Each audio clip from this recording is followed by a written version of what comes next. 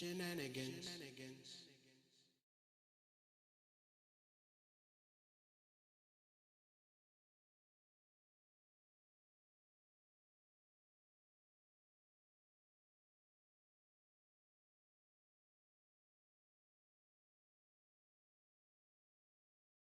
Truth, lies, shenanigans. Truth, lies, shenanigans.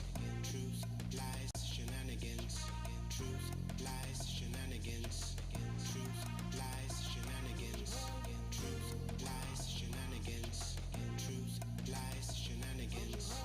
Truth, lies, shenanigans. Truth, lies,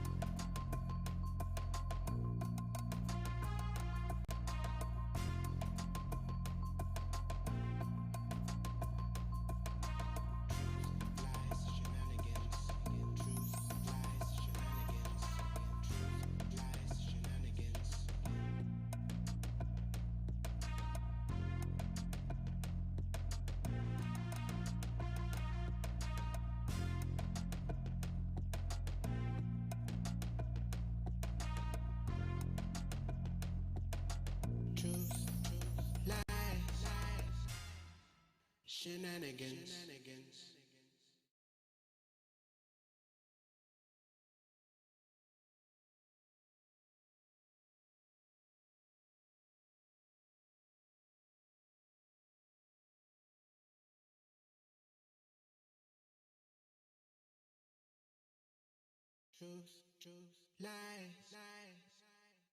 Shenanigans. Truth, lies, shenanigans. Truth, lies, shenanigans. Truth, lies, shenanigans. Truth, lies, shenanigans. Truth, lies, shenanigans. Truth, lies, shenanigans. Truth, lies, shenanigans. Truth, lies, shenanigans. Truth, lies, shenanigans.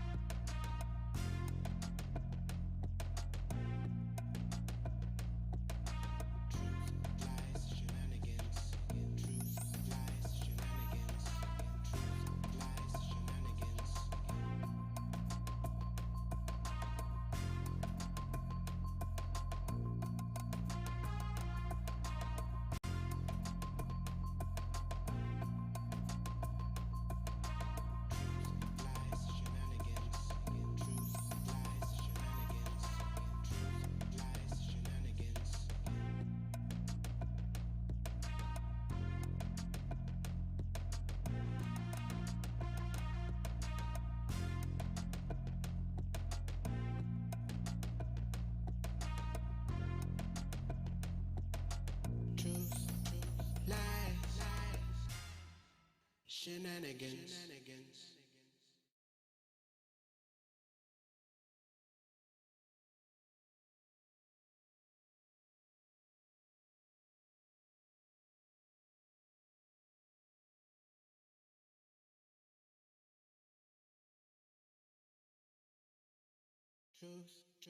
lies, shenanigans. Truth, lies, shenanigans.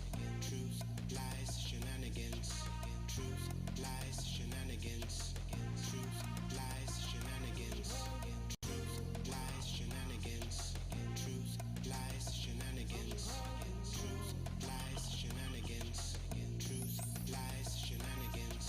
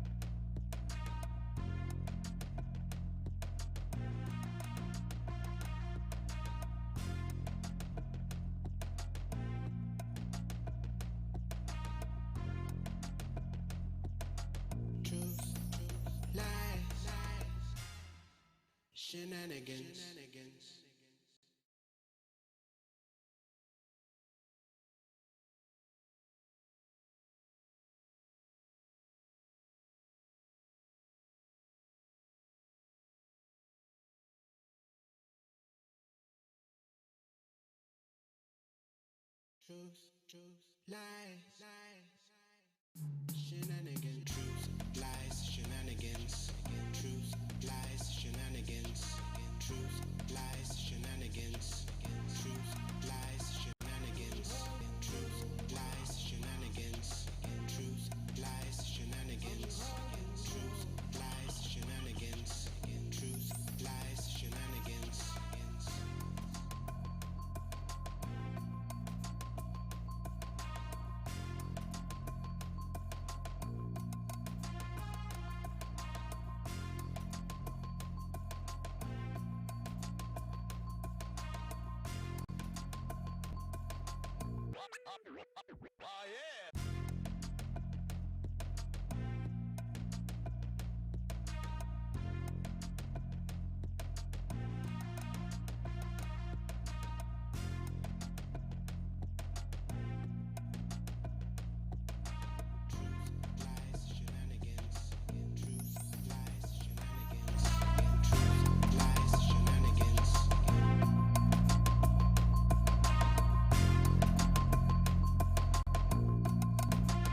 Hey friends, this is Truth, Lies, Shenanigans, the live show for Wednesday, October 7th, 2020. My name is Neo, and I'd like to welcome all of you to our crazy, fun, deep, and impassioned show. Now let me introduce you to my amazing co-host for the night. In the opposite corner, we have the always profound Washingtonian, Miss Lizzie. When I say Wednesday, you say hump. Wednesday. Oh, My boys left I said it. Happy hump day, everyone. Hope you guys are ready for tonight's show and for a little debate later on this evening. Whoop, whoop. Big debate. And below me, we have the often thought-provoking and sincere Canadian, Rob B. Hi, everyone. It's great to be back. Happy Hump Day. Happy Wednesday. And I was looking at some of the comments already. And Mike, you will keep this on time so you can watch the vice presidential debate this evening. And you're going to watch it with us. All right. For today's show, we have another TLS guest spotlight with incredible musician, composer, and producer Dustin Moore. Also, we'll get the latest on the Corona Petri dish, also referred to as the White House. Lizzie will be talking about the Supreme Court and comments on gay marriage. And Rob B tells us how Mr. SULU, George Takei, trekked all over Trump's Proud Boy. Don't forget, we are live everywhere. Our show streams on YouTube, Facebook, Periscope, and Twitter at TLS Live Show. And you can also watch us at www.truthliesshenanigans.com. Now let's get your friends involved watching with us today. Take a minute and mention them in the comments section. And of course, we always love it when you join in the conversation yourself. We'll be responding to all of your comments, well, as many as we can get to, all of your comments and questions in all our live feeds. And that'll be live on air. Sunday, we had the most interaction we've had for any show. So hopefully we see a lot of that tonight as well. So maybe we can actually top that. Also, we've got a huge vice presidential debate tonight after the show between Kamala Harris and Mike Pence. Make sure you hang out with us and join the interactive watch party we'll be having. Your comments will be popping up live on screen. We'll have fun commentary. And Lizzie will be leading up tonight's drinking game debate bingo. We have a new drinking game for the folks. Come on with it. Go get your bottles. You still have time. Our last watch party was a lot of fun, so make sure you join us tonight. Now, before we jump into the show, let's get an update from Lizzie on what's been happening at the White House. The White House, you mean the Rona House? The Rona House. Rona House, 1600 Pennsylvania Avenue, Washington, D.C. The Rona House. So when we were last with you on Sunday, we had gone through the previous week's Rona cases, in which we learned that President Trump and his wife Melania had tested positive. They announced that on Friday. And throughout the weekend, since Sunday, we've had some more updates. So first and foremost, the president's press secretary, and I always mispronounce her last name, so let's just call her Miss Kaylee. Miss Kaylee McKinney, I think that's how you pronounce it. Kaylee McKinney tested positive, even though she, throughout the past 6 months, has been telling people she doesn't need to wear a mask. Well, now she has the Rona. In addition to Kaylee, her press secretary, because she has an assistant that works with her, she too has tested positive. Then we have Stephen Miller, our good boy Stephen Miller, who is, what do we want to call him to be official? Senior advisor to the president. We're not going to call him Damien. We're not going to call him the Antichrist. We're just going to call him what his official title is. Maybe he does. He looks like he looks pretty evil to me. I mean, just appearances alone. He too has since tested positive coronavirus, and his wife, Katie Miller, who had corona earlier this year, right before Stephen Miller's diagnosis came out, Katie Miller was online poking fun at Kamala Harris, who wants to have plexiglass around her for tonight's debate. And so as soon as that came out, as soon as she was, online poking fun at Kamala Harris, then comes word that Stephen Miller has coronavirus. In addition to that, we got word, or we were reminded of the fact that Stephen Miller's grandmother died earlier of this year of coronavirus, but he denied it. He denied it to the press. He denied it in public. His uncle was the one who had to confirm that, yes, my mother, Stephen's grandmother, had coronavirus. Was the cause of her death. It's on her death certificate. So we have all of these liars coming to roost in the White House with the Rona. In addition to that, a Coast Guard, and a general with the Coast Guard tested positive for coronavirus, which sent a trickle effect throughout the military and the Pentagon. So this thing just keeps getting bigger and bigger and bigger. Meanwhile, your president, the POTUS, Donald J. Trump, went back to the Oval Office today. He says that he's feeling great. He initially said he wasn't going to sign a stimulus package. Then he said, Then he said, I'll do it after I get elected. Now he's talking about a stimulus package again. So these are the updates going into tonight's debate. So keep that in mind as you're listening to what the vice presidential candidates have to say. See how many times they say COVID. See how many times, particularly Mike Pence says COVID. Double shots if he acknowledges the coronavirus tonight. Yeah, some people are going to get drunk. Fortunately, I don't drink, so I'm good. All right, thanks for the update. So let's go ahead and get into the show. We have a lot of new viewers tonight, so let me tell you guys what Truth, Lies, and Shenanigans is all about. We'll be sharing our truths and opinions with you, calling out the lies, and pointing out those ridiculous shenanigans going on. But most importantly on this show, we try to have fun with some shenanigans of our own. But we do have one rule. One rule for the hosts: no cussing. If you're caught cussing, it's a $10 penalty. And if you guys are caught cussing 3 times in the same show, you'll be writing a love letter. He wrote me beautiful I letters. saw that, Lizzie. And they're great letters. To Lizzie's friend, because she's well on her way to writing a love letter to Trump. All right? So hopefully we don't have to do that. Lizzie might enjoy it. All right. Tonight, guys, we have a very special guest spotlight.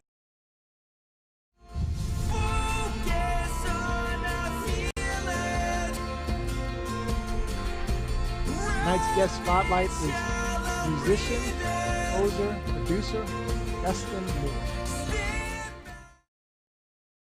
Dustin, welcome to the show. Hey. Welcome, Hey guys, thanks for having me. Oh, man, I love that voice, that deep voice. Yeah, I'm telling you.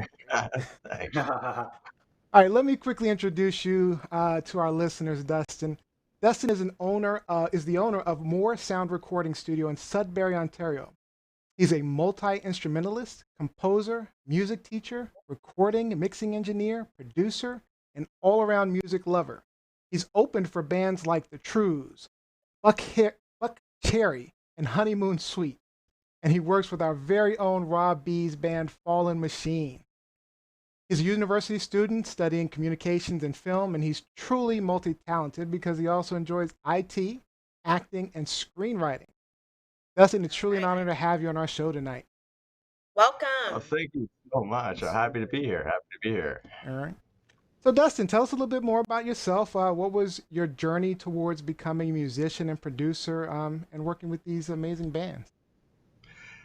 It's been long. I mean, I started playing guitar when I was a teenager and just fell in love with music and had some high school bands like a lot of guys do. And then after high school and into college and that, there wasn't really much musical happening in my life. I was just kind of working, going to school, just kind of living, right? And then after quite a few years of working in retail, I just had this kind of like empty feeling. I was missing music, I was missing playing with bands, I was missing writing and kind of creating. I missed that creative outlook, being able to express myself. And fortunately enough, one of the guys I worked with was kind of into the local music scene around here and invited me out to jam. And then we eventually just formed a band and we started playing, and that was Vintage Slang. And so we played for a couple years, just jamming in his basement, playing cover tunes. And eventually we started writing our own stuff. I started bringing some ideas. A couple of the other guys were bringing some ideas, and we'd hammer them out. And eventually we got enough stuff together to put together an album. And so we found kind of a local friend who had his own little studio set up going and was willing to kind of help us out producing a record on the cheap. And we released it and we loved it. And so then we started playing shows and, we played a lot of bars, around Northern Ontario. And we ended up, jamming once or twice a week. And eventually we decided to make another album and decided to push a little harder. And that's when we started getting better opportunities. We were getting offers to play festivals, and we had a couple really fun opportunities. Like, you'd mentioned like the Trues and Buck Cherry, that kind of thing. Like those were huge highlights for me at least. Oh, I know the rest of the guys too. But yeah, just unreal. And then about 3 years ago, my wife and I bought our first house. And it was really important to me to have a creative space. And I had really been into recording, but I didn't really have the space or the gear to be able to do it. And when we moved in here, I just kind of ran with it, started buying gear, started taking courses online, started just really diving headfirst into it. And then formed another band with Rob. And actually, Rob and I had at work on our lunches been jamming out like acoustic covers and that for a good while, like a year or so.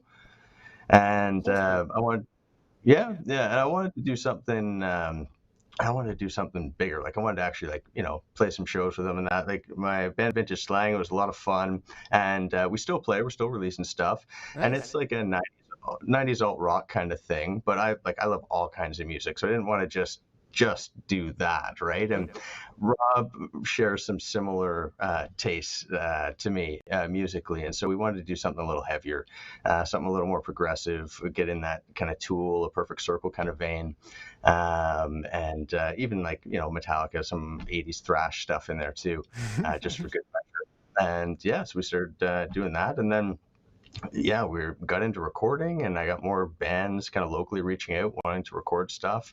And so I've been bringing them in, and been able to work as a producer, helping kind of bands take their songs and kind of flesh them out and really take them through the recording process, start to finish. And it keeps picking up. I love it.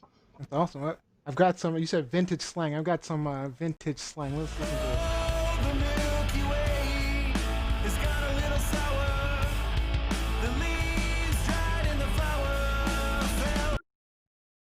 Yeah, that's vintage slang, and these, of course, Fallen Machine. We have to play some Fallen Machine. Just when your light starts fading out, it closes in. Don't listen. Are you the drummer on this one? I was drumming and playing guitar and doing the backups with Rob there on that one. Oh, nice. Nice. All right, one more clip. I want one more clip real quick.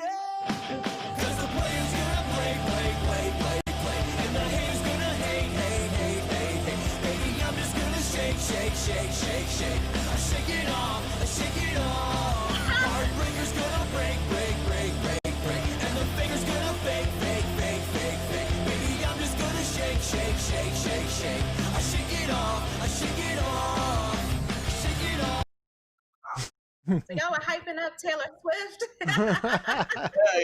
Yeah. That's actually one of my newer projects. That's the band's 986. So we're kind of like a pop punk kind of thing. That was the first single we released. We wanted to do a cover, something kind of fun. It was at the start of the whole COVID thing, so we had to do that all remotely. So like I recorded the drums and the bass here. Our guitarist laid down his guitar tracks at his place. Our singer annoyed his neighbor singing in his apartment. And then everyone just sent everything my way. We mixed it up and recorded our own parts, made a little video out of it. We wanted to kind of, you know, it was that corny, but, you know, shake off the whole COVID thing, you know, don't let it get you down type thing. And yeah. Nice. Yeah, I was going to ask you how the COVID thing was going for you. Are you Yeah, so right. are you finding that it's better for you? Have more time, or are you finding it's more difficult to work, or what are you finding? It's really a mixed bag. So, like on one hand, even just like every couple of days, I'm getting messages from different musicians around here wanting to record here. You know, they want to come in, and you know, I've had to turn down a couple jobs for recording albums and singles and that kind of thing, and that sucks. But I have been doing a lot of remote sessions, so people just recording their stuff and sending it to me, and then doing some mixing. The little clip you used in the intro, there's this local kind of like acoustic-y kind of act, Death or Never Die, and they recorded their stuff at home and sent it my way, and then I got to actually like layer in some synth and some strings and do a bit of percussion to it just to kind of jazz it up. I'd say the amount of work I'm getting is close to the same. It's just a different type of work, right? I'm not really getting to do the actual recording part as much right now. So. Lizzie, did you have some questions for us? So pre-COVID, I mean, obviously you're in Canada. Pre-COVID, were you working with any artists down here in the States, or was it strictly mostly throughout Canada, Ontario? Pretty exclusively Ontario. Yeah, nothing. I haven't branched out that far yet. I would love to, for sure. And I know we've got like through the different bands, we've got some listeners in the States and all over the place. But yeah, it's when it comes to the mixing stuff, it would be really great. So yeah, if anyone in the States needs anything mixed, let me know. But recording, it's because it's such a you got to be here type thing, right? It's easier to work with bands from the area for sure. I have some mixing I need done. I can help. We need to work on this theme song. We want to remix our theme song a little bit. We need to work on this theme song. Oh yeah, man. Send it my way. Let me know what you want. We'll spice it up for sure. Nice. Good, So, like, Lizzie. once you get back into your regular routine, aside from the actual artist that is going to be on the vocals, if you are recording something and they are there with you in the flesh, who has to wear a mask and who is exempt from wearing a mask? Well, right now, I'm not bringing. Well, and once COVID ends, then great, we can carry on as normal. But for the time being, I've basically said I won't record vocals here because it requires you not having a mask on, and you are, in the words of our Prime Minister, speaking very moistly at my microphones, and that's just a Right. recipe for that's just a recipe for spreading that kind of thing around. And the studio's in my home, right? And so I don't want to bring that in here. We have family members we care about, and we rather err on the side of caution. But I will, once it's kind of settled down a little bit, I will be bringing in, guitarists, bassists, pianists, that kind of thing. And it'll be, everyone's got to wear a mask. We got to be socially distant, and you got to sanitize your hands before touching anything. And it's just the way it's got to be. Gotcha. Rob? Rob? Mm-hmm. What has been the high point of your musical endeavors at this point? Oh, that's tough. I kind of there's been a couple milestones, right? So like one of them was just seeing something that I wrote or co-wrote and performed on like iTunes and Spotify, that kind of thing. Like that was definitely a big milestone. Just seeing that, it's like, that was super cool. But some of the bigger shows, like I remember when the Trues was the first big band we got to open for, and I remember I was driving to band practice with our singer Matt, and he was telling me that the Trues are coming to town. He was a big fan. He's seen them over a dozen times, and it'd be super cool to be able to open for them. And his birthday was like the day before, the day of, something like that, the show. And so it's like, man, wouldn't that be like the best birthday present ever? And our drummer Av, Matt had been talking to Av about that earlier as well, and Av actually went ahead and contacted one of our contacts at the local radio station and said, hey, this is a scenario. It would be really cool if they need an opener, we're willing to do it. Any chance you could kind of reach out to them? And they said, yeah, sure, we'll reach out to them. And they asked for our music, so we sent it their way. And then we got a call a little later saying, yeah, you're on the bill. Nice. Get ready to play. And Amazing. that was huge. And then the Buck Cherry show was kind of a similar thing. Actually, that was the last big show I think that I really played. And that was my wife and I were at Garden Center shopping for some plants and that for the garden out back, and I got a phone call from our drummer, and he said, yeah, what are you doing Saturday? I said, oh, I don't know, playing in the garden, doing some yard work, that kind of thing. He's like, can you play a show? I guess so, yeah. Where? He's like, oh, well, it's for opening for Buck Cherry. I said, oh, well, gee, Wow. yeah, for sure.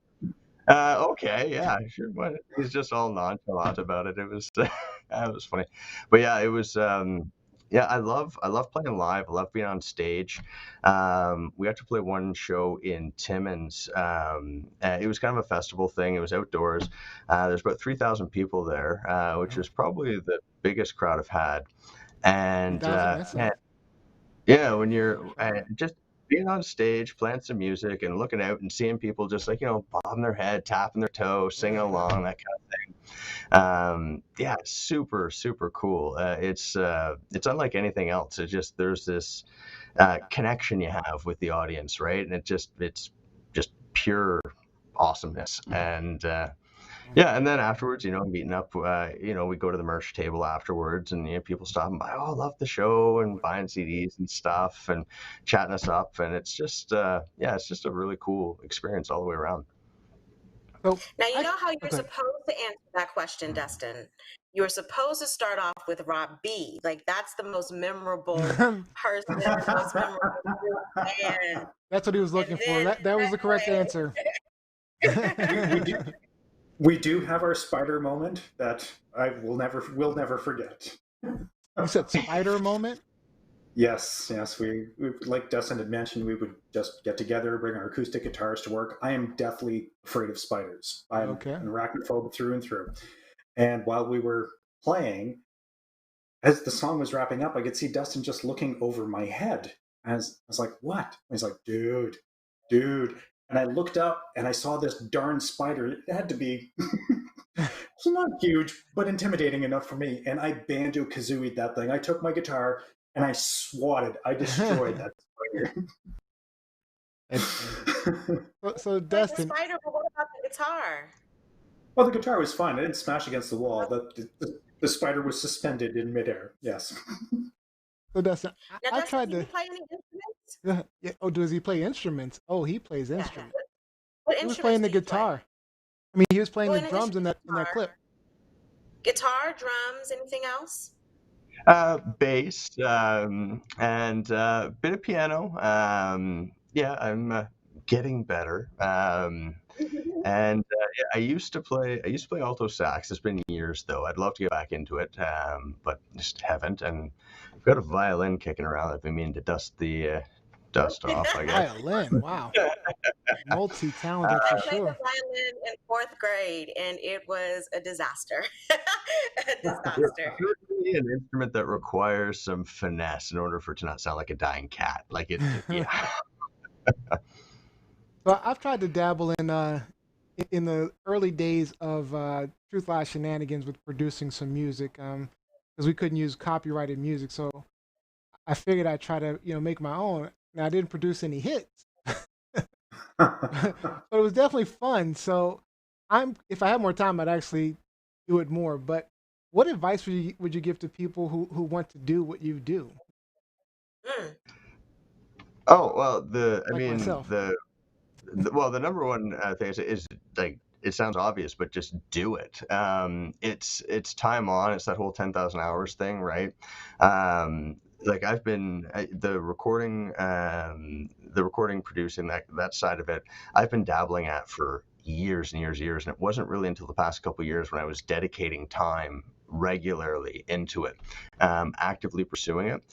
There is so much to know. Like I feel like I've spent thousands of hours, both kind of learning online and and in person and applying it. But I feel like I know so little still. I'm always learning something new.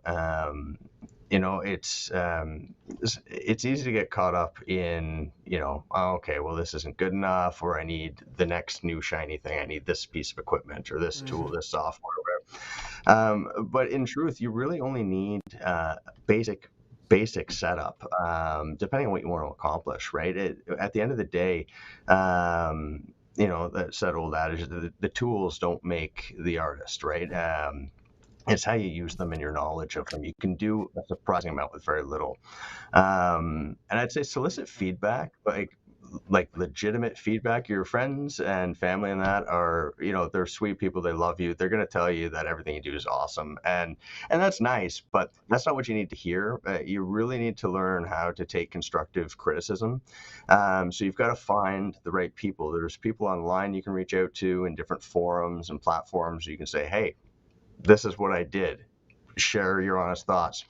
And people won't hesitate to tell you what they think. And you can't take it all to heart. And you have to sift through. There's some people who are just, they're gonna hate, and you just got to ignore them. But if someone says, oh, it's a little thin sounding, the mix, or it's kind of boring, that kind of thing, you really got to look into that and weigh it out and try and use that's been such a huge growth opportunity for me, is getting this honest, minimally biased feedback from people. It's really helped me grow as an artist in just about every respect. And so I'd say to anyone else, learn to take constructive criticism. Mhm. Don't get defensive about it. Don't let it stop you from doing what you're doing. Use it to push you further. Awesome. And We got some in comments supplement and to questions online. Oh, go ahead. Go ahead, Rob. a quick supplement to Dustin's answer, when you're soliciting that feedback from that select cadre, just the one thing that I see so many musicians do that I hear, hey, I record all of my stuff, but I don't let anybody listen to it. If you don't share it with anyone, you'll never know what kind of potential your music has. If it's something personal and therapeutic, then go for it. It's amazing. It's beautiful. But if you're spending the time to record what you are doing, your original productions, by all means, share them with the world. If Tiny Tim had a successful musical career, you can too. Tiny Tim. That's funny. Yeah, man, music is communal. It's meant to be shared. That's what it's all about. All right, we got a couple That's minutes. kind of like writers. Let That's me try kind of to like get. writers. Like writers don't like to share all the time what they write as well. I think it's a trait of a characteristic of a lot of artists, It very is. sensitive, very Mhm. protective of their work. And like you said, if someone criticizes, then that just breaks your heart. And you throw everything away and you don't want to play anything for anyone else again. All right, this is a question from Rupka. If you could play any instrument you don't know, what would you play? Ooh. Ooh, that's a tough one. Maybe something like a cello would be super cool. I think that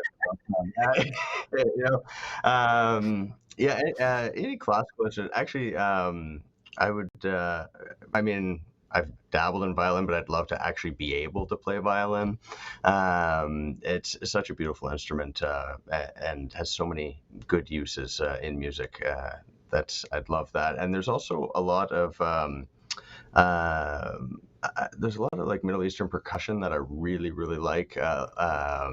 Tablas, I absolutely love the sound of, Yeah. and I've been resisting picking up a set, but I one of these days I'll pull the trigger, and yeah, that would be a blast. Jose says the cello is amazing. One other question from Rupka. So, who is your dream collaboration with? Oh God, And don't say Rob B. no, I've already lived that trip. Oh man. I mean, anyone really? No, I would say,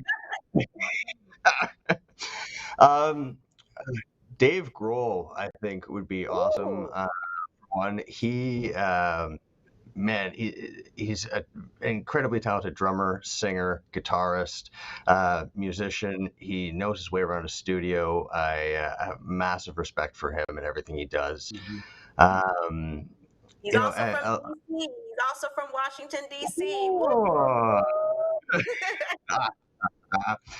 yeah, and I've always kind of had a soft spot for Trent Reznor as well. Hmm. You know, he's a very DIY kind of guy, and I've always loved his kind of creativity, and he's got a really great story. How he came into music and that kind of thing, and I think I could learn a lot from him, and it could be a lot of fun. Awesome. All right. Well, unfortunately, that's all the time we got. So, if any last words, anything you want to share with your audience out there, with our viewers, any last words you want to share? I mean, first off, thank you so much for having me on. Thank you for coming. It's been great. Really appreciate it. But yeah, if you've ever thought of getting into music, just do it. Don't hold back. Don't let the best get in the way of better. Just because you're not a virtuoso musician of any type, or you may never be, doesn't mean that you can't contribute something valuable to music. Your unique perspective and life experience is what is going to come through in your art and make your music special, and that's what makes it worth hearing. Yeah, that's really it. And how can people find you? All over the place. So on Facebook and Instagram, you can check out my studio. More Sound Recording is on there. as well as Fall Machine and Vintage Slang and 986. And also there's a bit on YouTube as well. And then, of course, my website, moresoundrecording.com. You can check out some of the stuff I've been working on. And if you're in the area or if you need some mixing and that, you can see what I have to offer. Okay. And there's some comments online. If you want to check those out, you can add some comments if you like once you leave us. So, but again, thank you Yeah, for will joining do. us, Dustin. It's been great. Thank you Thanks for so giving much, us guys. the Really appreciate it. authentic. Thank you for Thanks, giving us the Dustin. authentic Canadian accent. Rob has been holding out on us with the accent, so thank you so much. All right, Dustin. Yeah, See ya. Oh, cut him off a little too early. Dustin was great. It Great. was Oh, great. that's awesome. I want So to when are we gonna get that? When are we gonna get you and Dustin gonna collaborate? When are we gonna get Oh, that you going? again.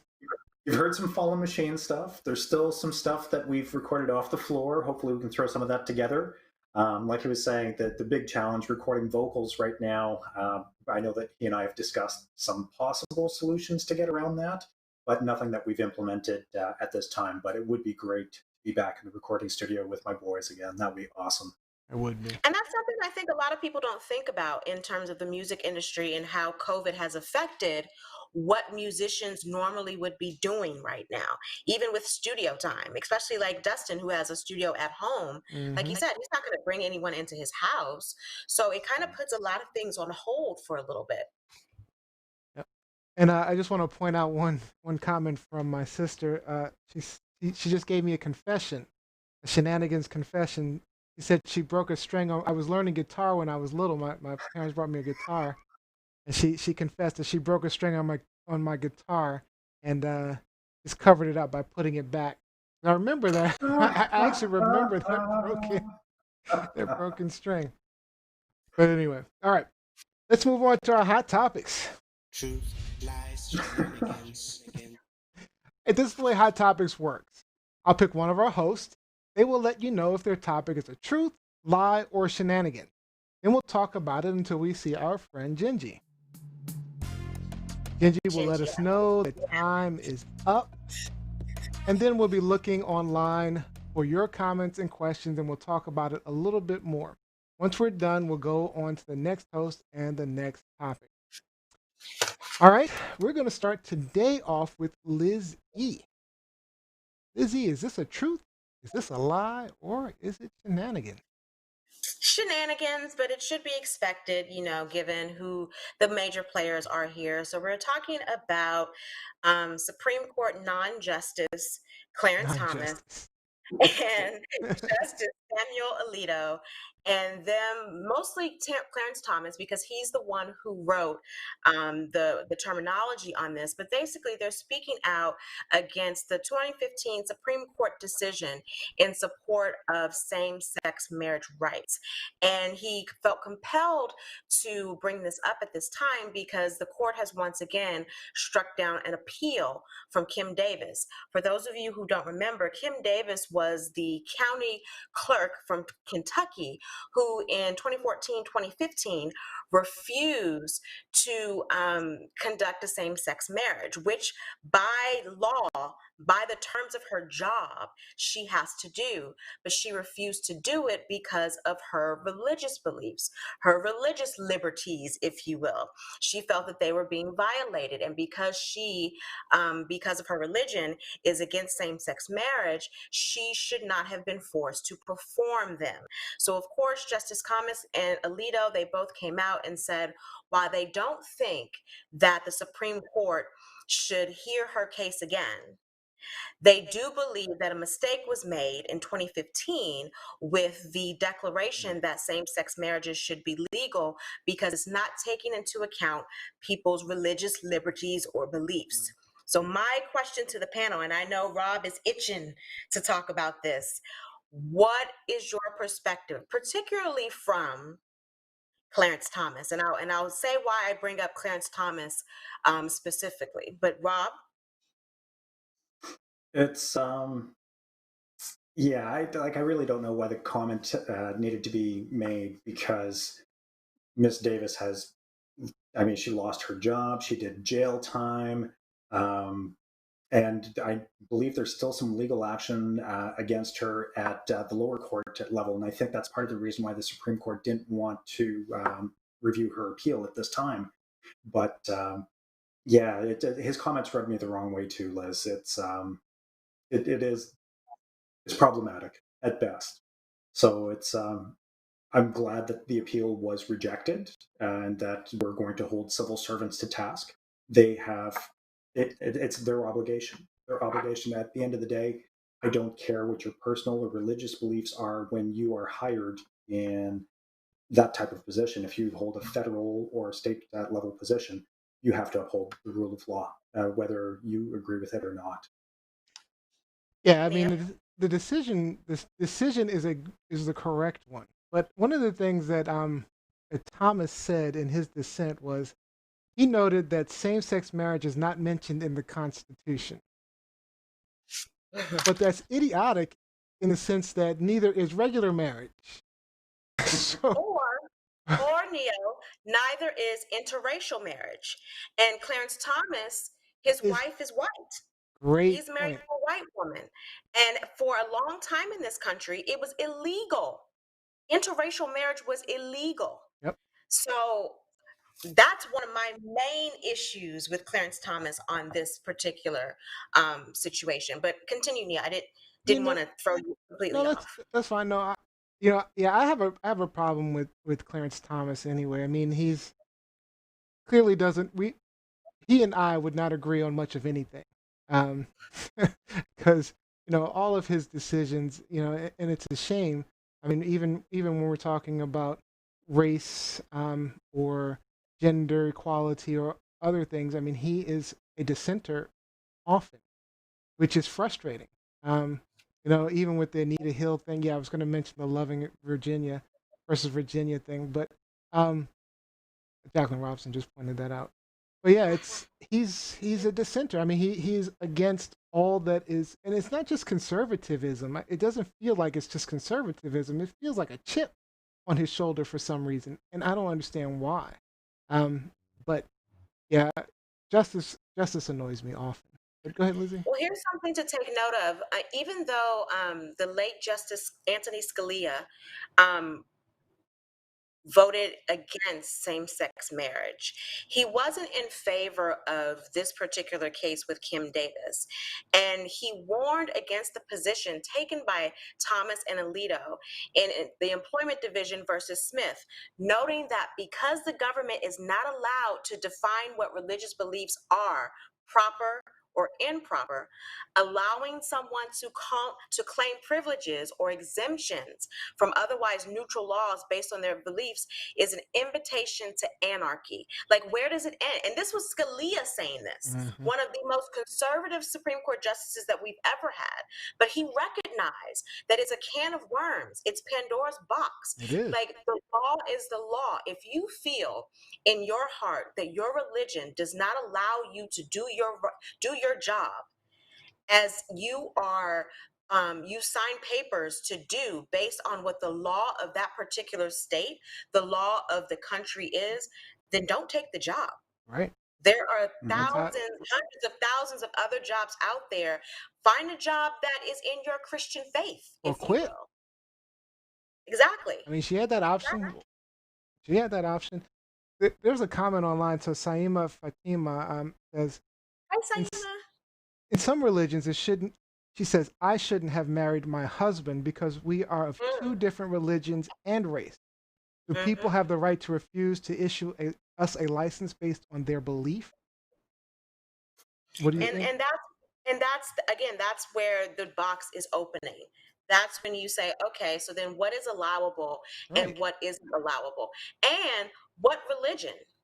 Again, we all know that in this country, Christianity is the dominant religion. So let's just say, for example, if this was a Muslim saying that she wasn't going to marry a Christian couple, do you think people would have been siding with that Muslim in the United States of America? Absolutely not. Absolutely not. So Mike Winter says the issue is that she is being sued by the couples whom she illegally refused to give licenses to despite the legal right to obtain them. civil lawsuit is allowed without qualified immunity, which most government officials have when they are doing their jobs. She was acting outside of the scope of her job, and therefore she deserves no qualified immunity, so the civil suit may proceed. Yeah. And let me just point out, because a lot of times people, when they pull out, their religious beliefs or whatever, they pick and choose what they want to adhere to, what they want to acknowledge. Kim Davis was shacked up with someone for years, not married to that person. What does the Bible say about that? It's not And for it. why did it not apply to her? But yet she can look at this couple who again is going to the courthouse, asking for a marriage license and to be married through the laws of the land, and then she pulled out the religion card. So, Unbelievable. I mean, now Thomas and Alito never said anything about religion, right? That I'd be shocked if they said anything like In their original descent, I'm not sure. that. I'm not sure. Okay. But Yeah, this latest position by Clarence Thomas definitely cited religious liberties. 100%. Jackson says shacking is sin. What, say again? Kevin Daxton said shacking is sin. Well, it's not a sin to me because, I don't have those same religious beliefs. So if you want to shack up, go right ahead. Just make sure you shack it up and wrap it up. He also said LGBTQ couples have the right to be miserable just like heterosexual couples. They do. They do.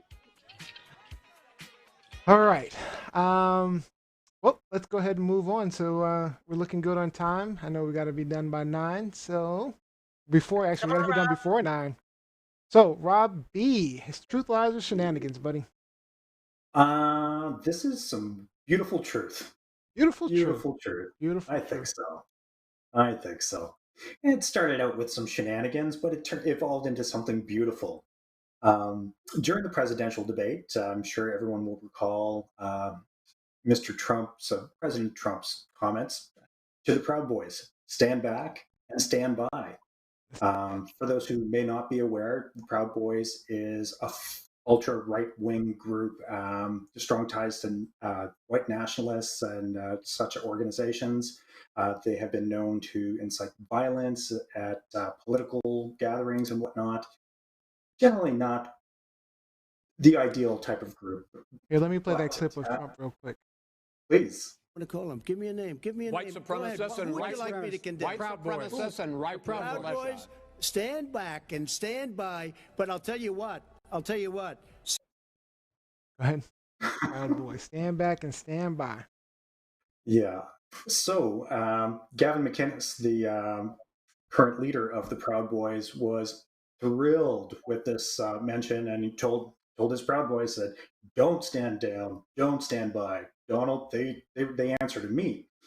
So a few days later, George Takei decided to respond to these events, and what he did was absolutely beautiful.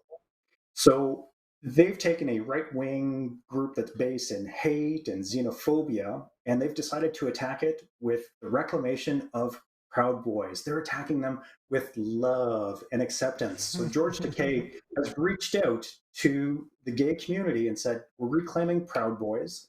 So take pictures with your Proud Boys, with your significant other, demonstrate your love and how proud you are, and just hashtag Proud Boys on all of it.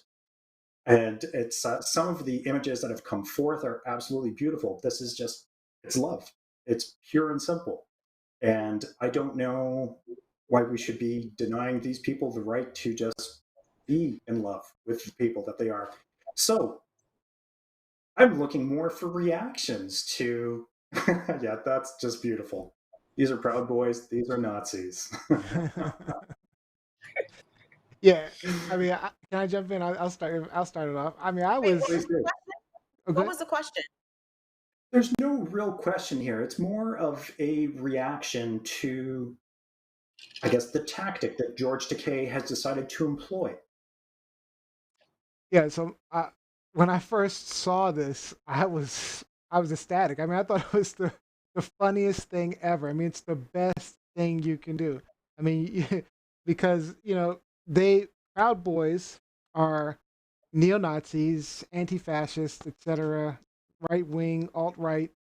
So as far as being gay, homosexual, they are probably homophobic significantly. So now George Takei has now gone and taken their name and made it synonymous with being gay, being a proud gay boy. So yes, hashtag Proud Boys, and now they've associated to hashtag Pride Boys. Pride So boys. they're Love that. so they're putting the labels together. So something that they hate is now going to be the standard for their name. I mean, when you say Proud Boys, now all I do think about is this image right here. So, do we think then that they're going to change their name? That's a These good proud, question. these proud white supremacists. Do we think they're going to change their name? That's a great question. I mean, I They're guess it going to depends be on how resistant to how well it. it takes on. Yeah, they're going to be resistant to it, and there may even be some clashes or just targeted attacks. But at the end of the day, this fight is already lost It really because is. George Takei's Proud Boys outnumbered Gavin McInnes's Proud Boys 100%. And when you have a hate-filled organization that may have a lot of homophobic people in their ranks, generally homophobia comes from some kind of suppressed homophobia or some suppressed homophobic feelings or tendencies. Rob B So calling I'm folks just, out. Rob B calling I'm, folks out. Well, you said homophobic, suppressed homophobic. You mean homosexual? Yeah, suppressed homosexual, homophobia. yes. Yeah, so suppressed homophobes, I would dare say that there are quite a few peppered amongst their ranks, and they don't even know that they're standing shoulder to shoulder. Maybe 1 in 3, maybe 1 in 4, because we know that a lot of these homophobic sentiments come from that inner hate. It does. It does come from inner hate. Mike Winter says, "I wonder if Pence gets called a Proud Boy tonight." Triple shots. Triple shots. If Mike Pence is called a proud boy, if Kamala calls him a proud boy, triple shots. For sure. I will Rupka make a said, video of triple shots. Rupka actually agreed with your comment. She says that they all probably got Proud Boy in them anyway. It's probably part of it anyway. And Mike Winter says, "Good." No, go ahead. I was saying, Mike Winter says, "Take had received all manner of violent threats for this campaign." Takai had received all manner of threats for this campaign. Listen, that is Captain Sulu. Y'all better leave him alone. Y'all better leave him alone. Was he a captain? I think they referred to him in jest as captain. Like, Captain Kirk always called him Mr. Sulu, but I think people thought, you better give him his props. So people would say Captain Sulu. But, Star Trek Enterprise, y'all don't want to mess with any of that. Lieutenant Commander was the max rank he ever attained. Oh, okay. Yeah, Rob B would know that. Rob B would know that. I just want to say, as it relates to Mr. Gavin McInnes, I just briefly had to check someone on our website earlier this week because they tried to make the assumption that because certain factions of the Proud Boys in this country have brown people as a part of the group, therefore they can't be white supremacists. They can't be. Listen, there are a lot of brown people in this country, persons of color, who work against their best interests. But truth of the matter is, the co-founder and one of the leaders of the Proud Boys is a British Canadian white supremacist. And he does not like anyone who does not look like him. So beware, but be proud. All right, right on time. All right. So we got to start wrapping it up so we can start up our watch party. Let's get right into shenanigans. That's it for hot topics first. Lies, shenanigans. And let's jump right into our game show. I don't even know what the game is. What's tonight's game? I have no idea. Gonna be real simple tonight. Tonight's game is truth or lie. We're going to do this round robin style. I'll read a fun fact on the screen, and we'll each have to decide if it's the truth or a lie. For every one we get right, you get a point. Our person with the most points wins, and you guys online see if you can guess some of these as well. All right. So we're gonna do round robin. Let's start with Lizzie. Lizzie. That's the question. Truth or lie? Yeah, we're going to go straight into it. Truth or lie? There is no Nobel Prize in mathematics. So you're asking the person that's least likely to know anything about math. Okay. This is a truth. Truth. All right, let's see. This is true. Lizzie gets a point. Good job, Lizzie. Nice. All right, Robbie. Let's give you the next one. Truth or lie? A group of jellyfish is called a smack. I know a group of sugar puffs is called a smack, but jelly, I'm going to say false. I have no idea. False. Let's see. It is true. A True. smack? They're called a A smack. smack of jellyfish. Jellyfish bringing the smack down. All right, I will remember Even when that. they pee on you, so you say, "Damn, that smack of jellyfish just peed on me." Hey, we do jellyfish pee on people. What are you talking about? No. Oh no, you're supposed to pee. I'm sorry, you're supposed to pee on the jellyfish bite. My bad. My bad. So when the smack bites you, get somebody to pee on the smack bite. All right. True or false? Buzz Aldrin was the first man to urinate on the moon. Nice segue. Jellyfish and pee. Now we're talking about moon pee. How am I supposed to know that? Who knows that? This is my question. Hold on, this is my question. I don't know. I'm just gonna say I'm gonna say truth. It's got to be true, right? Diaper up. All right. Neil gets a point. All right, Lizzie. True or false? Truth or lie? Sorry. Alcohol content does not affect the color of beer.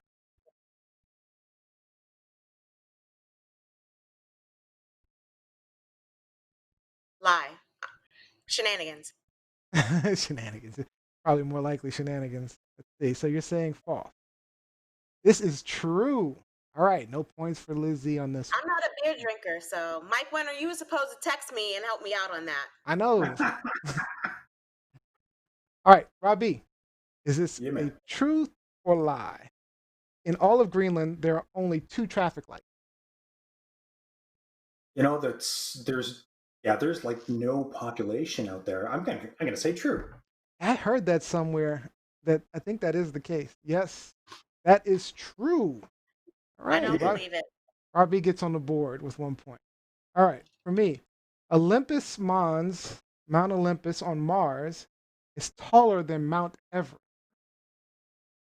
I don't know. I'm going to go with true. Sure is. Oh, you know it? Okay. Oh yeah, yeah. Mount Olympus is massive. Climbed it. He climbed it. You probably did. All right. So this is the last round. Neo is in the lead with 2. Lizzie's got 1. Rob's got 1. All right. So let's do them. Let's see. Everybody still has a chance. Let's go. Truth or lie? The city of Detroit rewarded Saddam Hussein with the keys to the city. Lizzie. That cannot be true. For what? Yeah, it doesn't make any sense, right? I'm going to agree with you on that one. Oh, it's true. So he was a despot ruler. How many cars do you think he bought? First of all, did you watch Three Kings? I know how many cars he bought. Watch Three Kings with Mark Wahlberg and George Clooney and the underground Yeah. underground lot of all of his cars. But I can't believe George allowed Saddam to have the key to the city. Like, oh my gosh. All right, we got to move on. Rob B. The most popular sport in Roman Empire was archery. Lie. What's the lie? I'm gonna say Lie. wrestling. That is false. Point for Rob B. All right. Next one for me, and I this helped is you out on that, Robbie. I this is helped for you the out on that. win. With the energy released by a burp, we could light 10 bulbs for an hour. It's got to be false. With a burp. False. Yes. All right, I Yeah. win. Woo. You need a stadium full of people to generate that much noise. It's true. You need that much. All right, Neo guys. cheats again. Neo cheats again. Didn't cheat. All right. So let's get in quick shout outs. Quick shout outs. Very, very quick. We got 3 minutes. 3 minutes before the debate starts. Lizzie, shout out. Shout out to Justin. Shout out to Dustin Moore for joining us tonight. It's always good to have someone outside of the continental United States to give some other perspective. So hopefully you guys will go to his website and you guys will start recording all of this fabulous music. All right, Robbie, shout out. Shout out to Dustin. See you at work tomorrow, buddy. Shout out to my wife, my daughter, my mom, the people who are tuning in regularly. Much appreciated. My cousin Gino, who tuned into the live stream for the first time. Good to see you, brother. Very good to see you. And everybody else, I hope that you enjoyed the debate. All right, and my shout outs to all the new viewers we had. I don't have a lot of time or I'd go more deep, but that's our show. All right, so we got a debate coming, y'all. Yeah, we got to get to the debate. So I'd like to thank you guys for joining us. We hope you maybe learned something new, gained a new perspective, even got some things off your chest if you needed to. Don't forget to like, follow, subscribe at TLS Live Show, and soon keep an eye out for within the next week or so iTunes and Spotify podcast. Yes, we're coming at you. Although, of course, don't forget our viewers and commenters know it's way more fun live. Make sure you join our next show Sunday, 4 p.m. We'll have a new small business spotlight with Leah, owner of Heavenly Garden Spa. She'll be sharing her challenges and successes with COVID shutdown, and she'll also be taking your questions live. I've got the final word. My final word is join our debate watch party.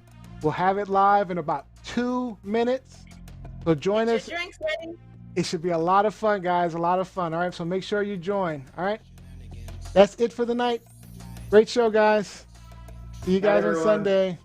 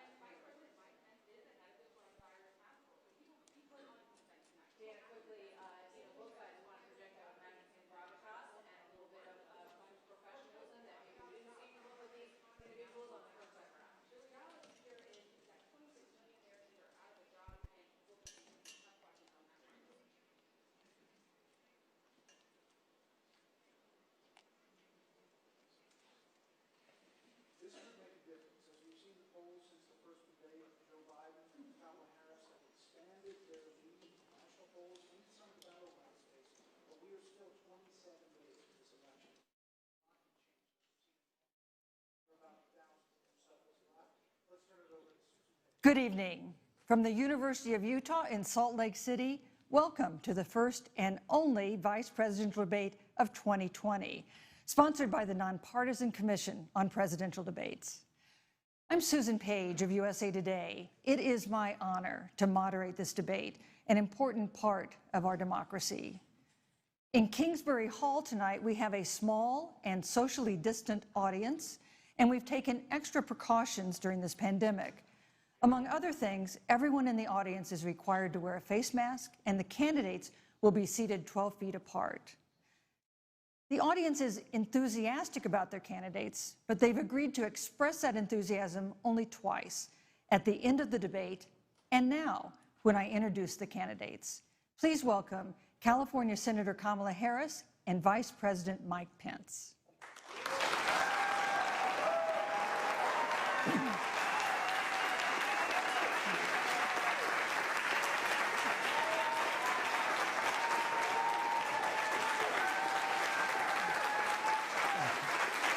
Thank you.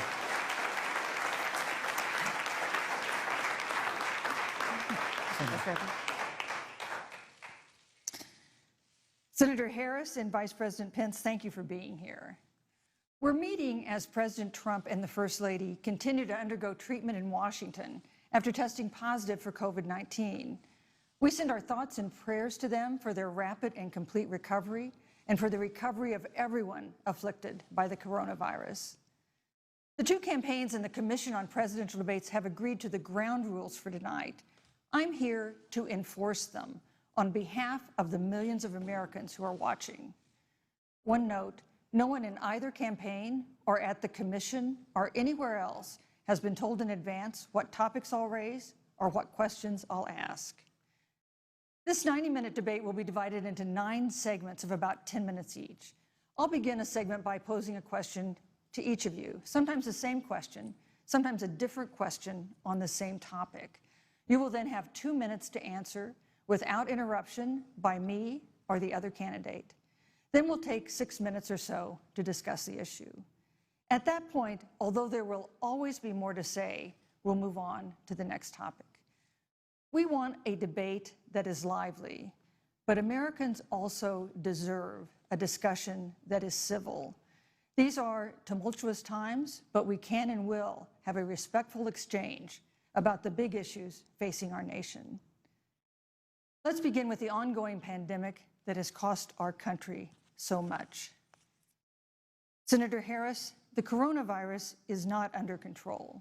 Over the past week, Johns Hopkins reports that 39 states have had more COVID cases over the past 7 days than in the week before. 9 states have set new records. Even if a vaccine is released soon, the next administration will face hard choices. What would a Biden administration do in January and February that a Trump administration wouldn't do? Would you impose new lockdowns for businesses and schools and hotspots? A federal mandate to wear masks? You have 2 minutes to respond without interruption. Thank you, Susan. Well, the American people have witnessed what is the greatest failure of any presidential administration in the history of our country. And here are the facts. 210,000 dead people in our country in just the last several months. Over 7 million people who have contracted this disease. 1 in 5 businesses closed. We're looking at frontline workers who have been treated like sacrificial workers. We are looking at over 30 million people who in the last several months had to file for unemployment. And here's the thing. On January 28th, the Vice President and the President were informed about the nature of this pandemic. They were informed that it's lethal in consequence, that it is airborne, that it will affect young people, and that it would be contracted because it is airborne. And they knew what was happening, and they didn't tell you. Can you imagine if you knew on January 28th, as opposed to March 13th, what they knew, what you might have done to prepare? They knew and they covered it up. The president said it was a hoax. They minimized the seriousness of it. The president said, you're on one side of his ledger if you wear a mask, you're on the other side of his ledger if you don't. And in spite of all of that, today they still don't have a plan. They still don't have a plan. Well, Joe Biden does. And our plan is about what we need to do around a national strategy for contact tracing, for testing, for administration of the vaccine, and making sure that it will be free for all. That is the plan that Joe Biden has and that I have, knowing that we have to get a hold of what has been going on, and we need to save our country. And Joe Biden is the best leader to do that, and frankly, this administration has forfeited their right to re-election based on this. Thank you, Senator Harris. Vice President Pence, more than 210,000 Americans have died of COVID-19 since February. The U.S. death toll as a percentage of our population is higher than that of almost every other wealthy nation on earth. For instance, our death rate is 2.5 times that of Canada next door. You head the administration's coronavirus task force. Why is the U.S. death toll as a percentage of our population higher than that of almost every other wealthy country? and you have 2 minutes to respond without interruption. Susan, thank you. And I want to thank the Commission and the University of Utah for hosting this event. And Senator Harris, it's a privilege to be on the stage with you. And our nation has gone through a very challenging time this year. But I want the American people to know that from the very first day, President Donald Trump has put the health of America first. Before, there were more than 5 cases in the United States, all people who had returned from China. President Donald Trump did what no other American president had ever done, and that was he suspended all travel from China, the second largest economy in the world. Now, Senator Joe Biden opposed that decision. He said it was xenophobic and hysterical. But I can tell you, having led the White House Coronavirus Task Force, that that decision alone by President Trump bought us invaluable time to stand up the greatest national mobilization since World War II. And I believe it saved hundreds of thousands of American lives. Because with that time, we were able to reinvent testing. More than 115 million tests have been done to date. We were able to see to the delivery of billions of supplies so our doctors and nurses had the resources and support they needed. And we began, really, before the month of February was out, to develop a vaccine and to develop medicines and therapeutics that have been saving lives all along the way. And under President Trump's leadership, Operation Warp Speed, we believe, will have literally tens of millions of doses of a vaccine before the end of this year. The reality is, when you look at the Biden plan, it reads an awful lot like what President Trump and I and our task force have been doing every step of the way. And quite frankly, when I look at their plan that talks about advancing testing, creating new PPE, developing a vaccine, it looks a little bit like plagiarism, which is something Joe Biden knows a little bit about. And I think the American people know that this is a president who has put the health of America first, and the American people, I believe with my heart, can be proud of the sacrifices they have made. It's saved countless American lives. Senator Harris, would you like to respond? Absolutely. Whatever the vice president is claiming the administration has done, clearly it hasn't worked. When you're looking at over 210,000 dead bodies in our country, American lives that have been lost, families that are grieving that loss.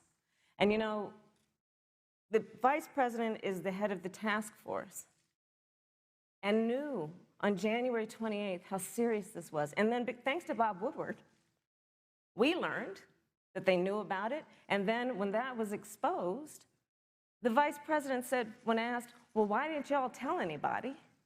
He said, because the president wanted people to remain calm.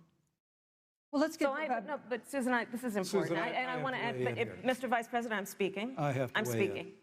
Yeah, you can have 15 more seconds, and then we'll give the vice president a chance to respond. So I want to ask the American people, how calm were you when you were panicked about where you're going to get your next roll of toilet paper?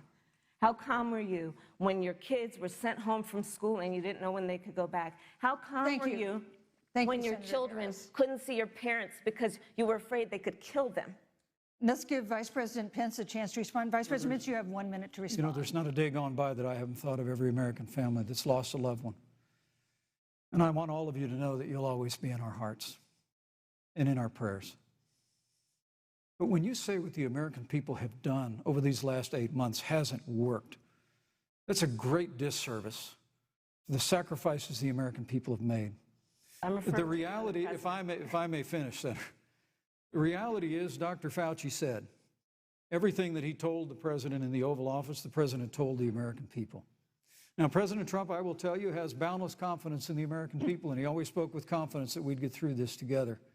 But when you say it hasn't worked, when Dr. Fauci and Dr. Birx and our medical experts came to us in the second week of March, they said if the president didn't take the unprecedented step of shutting down roughly half of the American economy, that we could lose 2.2 million Americans.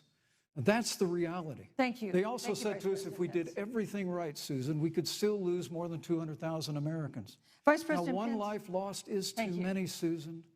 But the American people, I believe, deserve credit for the sacrifices that they have made, putting the health of their family and their neighbors first, our doctors, our nurses, our first Thank you, responders. Vice President Pence. And I'm going to speak up on behalf of what the American people have done. Vice President Pence, you were in the front row in a Rose Garden event 11 days ago at what seems to have been a super spreader event for senior administration and congressional officials. No social distancing, few masks, and now a cluster of coronavirus cases among those who were there. How can you expect Americans to follow the administration's safety guidelines to protect themselves from COVID when you at the White House have not been doing so? Well, the American people have demonstrated over the last 8 months that when given the facts, they're willing to put the health of their families and their neighbors and people they don't even know first. And President Trump and I have great confidence in the American people and their ability to take that information and put it into practice. In the height of the epidemic, when we were losing a heartbreaking number of 2,500 Americans a day, we surged resources to New Jersey and New York and New Orleans and Detroit. We told the American people what needed to be done, and the American people made the sacrifices. When the outbreak in the Sun Belt happened this summer, again, Americans stepped forward.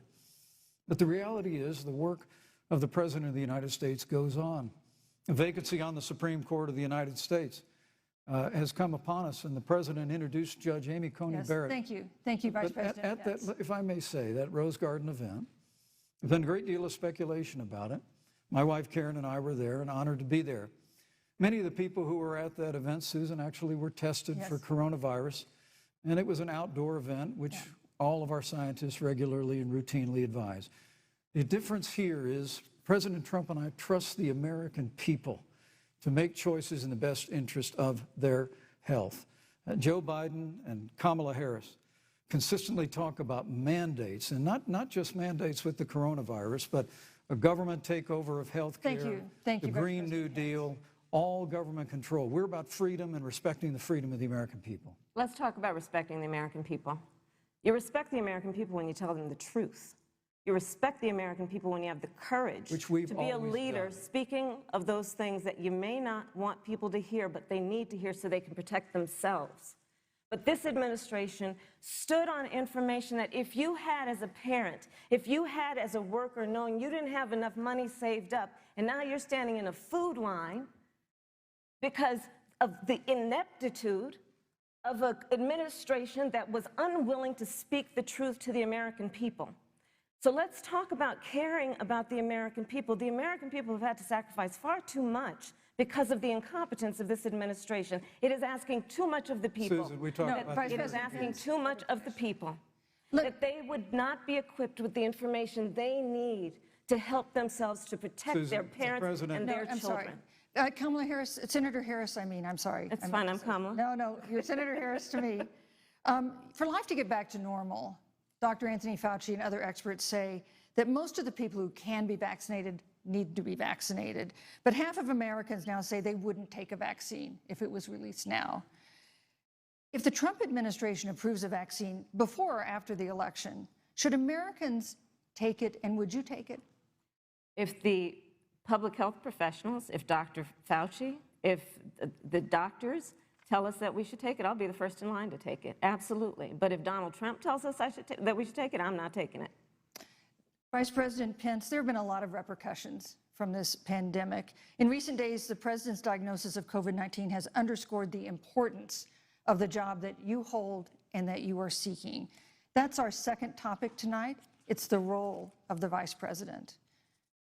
One of you will make history on January 20th. You will be the vice president to the oldest president the United States has ever had. Donald Trump will be 74 years old on Inauguration Day. Joe Biden will be 78 years old. That already has raised concerns among some voters, concerns that have been sharpened by President Trump's hospitalization in recent days. Vice President Pence, have you had a conversation or reached an agreement with President Trump about safeguards or procedures when it comes to the issue of presidential disability? And if not, do you think you should? You have 2 minutes without interruption. Well, Susan, thank you, although I would like to go back. I think we need to move on to the issue of Well, thank you, but I would like to go back because the reality is that we're going to have a vaccine Senator, in record time, in unheard of time, in less than a year. We have 5 companies in phase 3 clinical trials, and we're right now producing tens of millions of doses. So the fact that you continue to undermine public confidence in a vaccine, if the vaccine emerges during the Trump administration, I think is unconscionable. And Senator, I just ask you, stop playing politics with people's lives. The reality is that we will have a vaccine, we believe, before the end of this year. And it will have the capacity to save countless American lives. And your continuous undermining of confidence in a vaccine is just, it's just unacceptable. And let me also say, you know, the reality is when you talk about failure in this administration, we actually do know what failure looks like in a pandemic. It was 2009. The swine flu arrived in the United States. Thankfully, it ended up not being as lethal as the coronavirus. But before the end of the year, when Joe Biden was vice president of the United States, not 7.5 million people contracted the swine flu, 60 million Americans contracted the swine flu.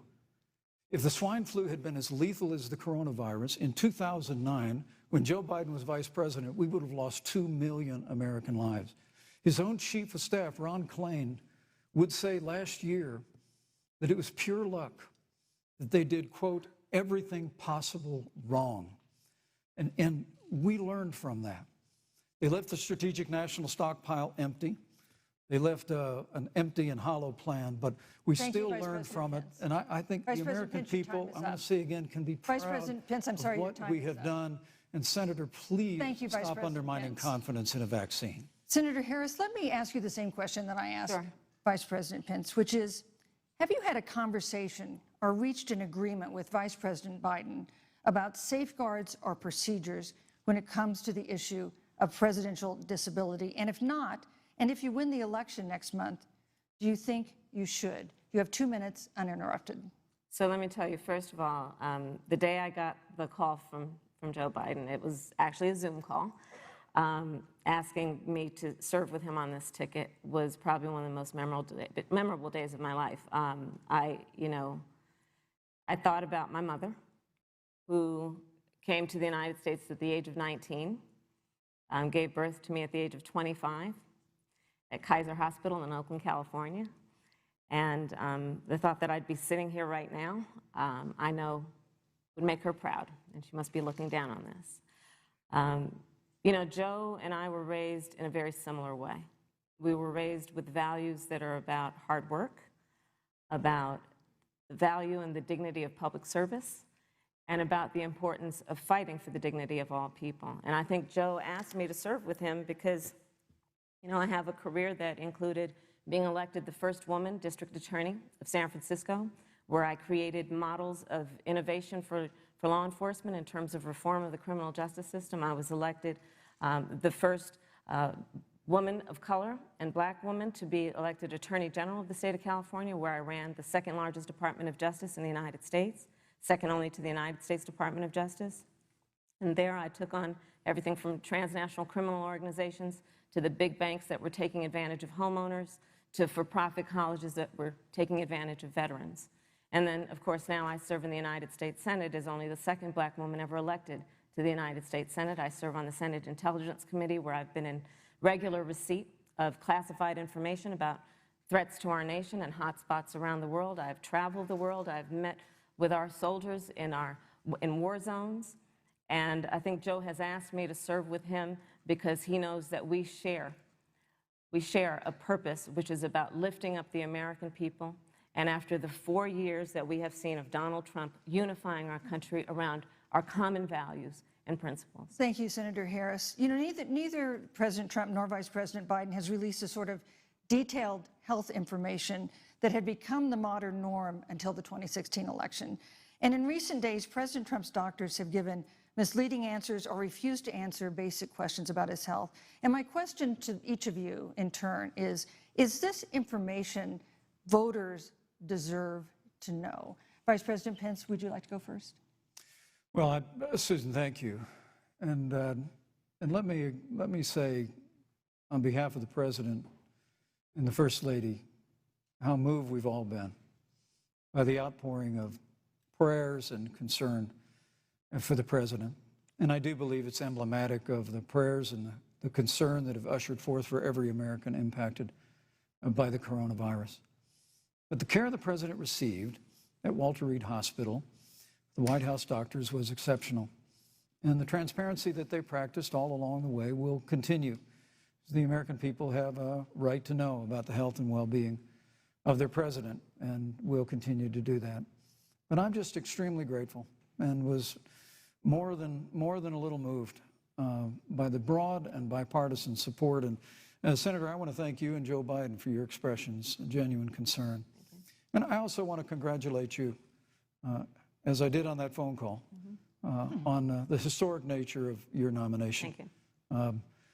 I never expected to be on this stage 4 years ago, so I know the feeling. But the reality is we've got an election before the American people in the midst of this challenging year. And the stakes have never been higher, but I think the choice has never been clearer. I want to give Senator Harris a chance to respond to the same question I asked, which is, do voters have a right to know more detailed health information about presidential candidates and especially about presidents, especially when they're facing some kind of challenge? Absolutely, and that's why Joe Biden has been so incredibly transparent, and certainly by contrast, the President has not, both in terms of health records, but also let's look at taxes. We now know, because of great investigative journalism, that Donald Trump paid $750 in taxes. When I first heard about it, I literally said, "You mean $750,000? And it was like, no, $750.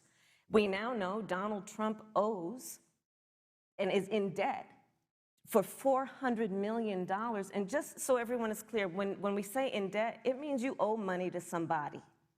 And it'd be really good to know who the President of the United States, the Commander-in-Chief, owes money to, because the American people have a right to know what is influencing the President's decisions. And is he making those decisions on the best interest of the American people, of you, or self-interest? So, Susan, I'm glad you asked about transparency, because it has to be across the board. Joe has been incredibly transparent over many, many years. The one thing we all know about Joe, he puts it all out there. He is honest, he is forthright. But Donald Trump, on the other hand, has been about covering up everything. Thank you, Senator Harris. I want to give you a chance to respond, Vice President. Well, look, I respect the fact that Joe Biden spent 47 years in public life. I respect your public service as well. Thank you. But the American people have a president who's a businessman, he's a job creator, who's paid tens of millions of dollars in taxes, payroll taxes, property taxes. He's created tens of thousands of American jobs. And the President said those public reports are not accurate. And the President's also released literally stacks of financial disclosures the American people can review just as the law allows. But the distinction here is that Joe Biden, 47 years in public service, compared to President Donald Trump, who brought all of that experience 4 years ago. Thank you, Vice President. Turned this economy around by cutting taxes, rolling back regulation, unleashing American energy, fighting for free and fair trade, and all of that's on the line if Joe Biden and Kamala Harris. You know, that's a good segue into our third topic, which is about the economy. This has been another aspect of life for Americans that's been so affected by this coronavirus. We have a jobs crisis brewing.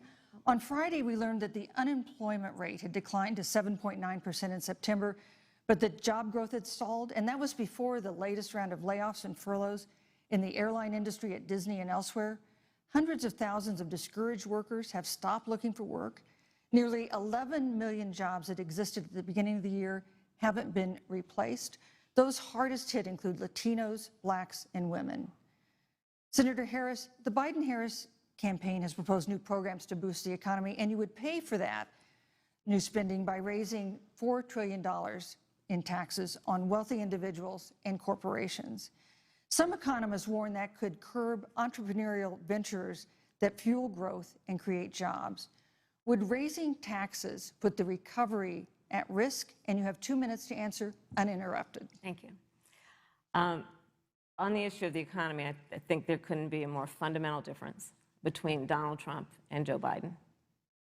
Joe Biden believes you measure the health and the strength of America's economy based on the health and the strength of the American worker and the American family.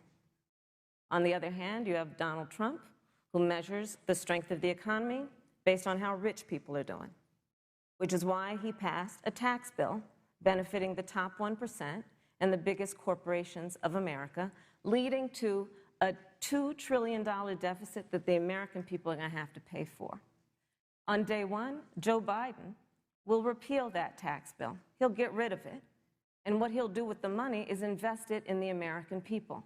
And through a plan that is about investing in infrastructure, something that Donald Trump said he would do. I remember hearing about some infrastructure week. I don't think it ever happened. But Joe Biden will do that. He'll invest in infrastructure. It's about upgrading our roads and bridges, but also investing in clean energy and renewable energy. Joe is going to invest that money in what we need to do around innovation. There was a time when our country believed in science and invested in research and development so that we were an innovation leader on the globe. Joe Biden will use that money to invest in education. So, for example, for folks who want to go to a 2-year community college, it will be free. If you come from a family that makes less than $125,000, you'll go to a public university for free. And across the board, we'll make sure that if you have student loan debt, it's cut by $10,000. That's how Joe Biden thinks about the economy, which is it's about investing in the people of our country as opposed to passing a tax bill, which had the benefit of letting American corporations go offshore to do their business. Thank you, Senator Harris. Vice President Pence, your administration has been predicting a rapid and robust recovery, but the latest economic report suggests that's not happening. Should Americans be braced for an economic comeback that is going to take not months, but a year or more? You have 2 minutes to answer uninterrupted. When President Trump and I took office, America had gone through the slowest economic recovery since the Great Depression. It was when Joe Biden was vice president, they tried to tax and spend and regulate and bail our way back to a growing economy. President Trump cut taxes across the board.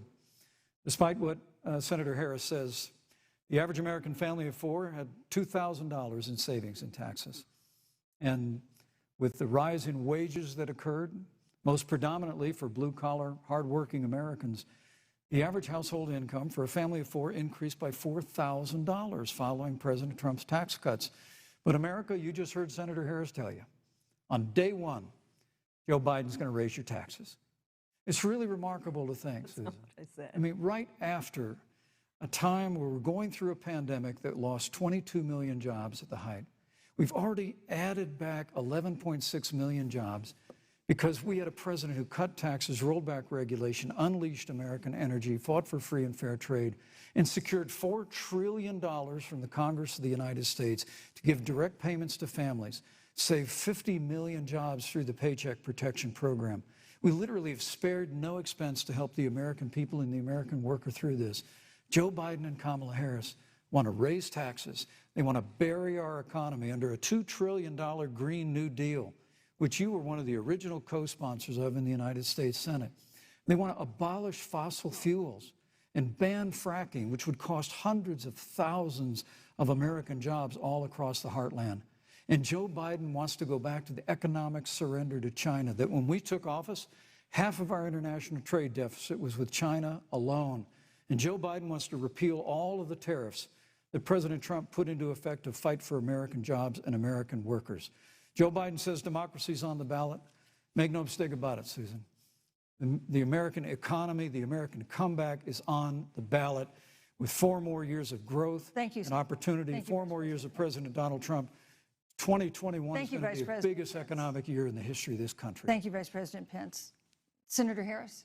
Well, I mean, I thought we saw enough of it in last week's debate, but I think this is supposed to be a debate based on fact and truth. And the truth and the fact is Joe Biden has been very clear.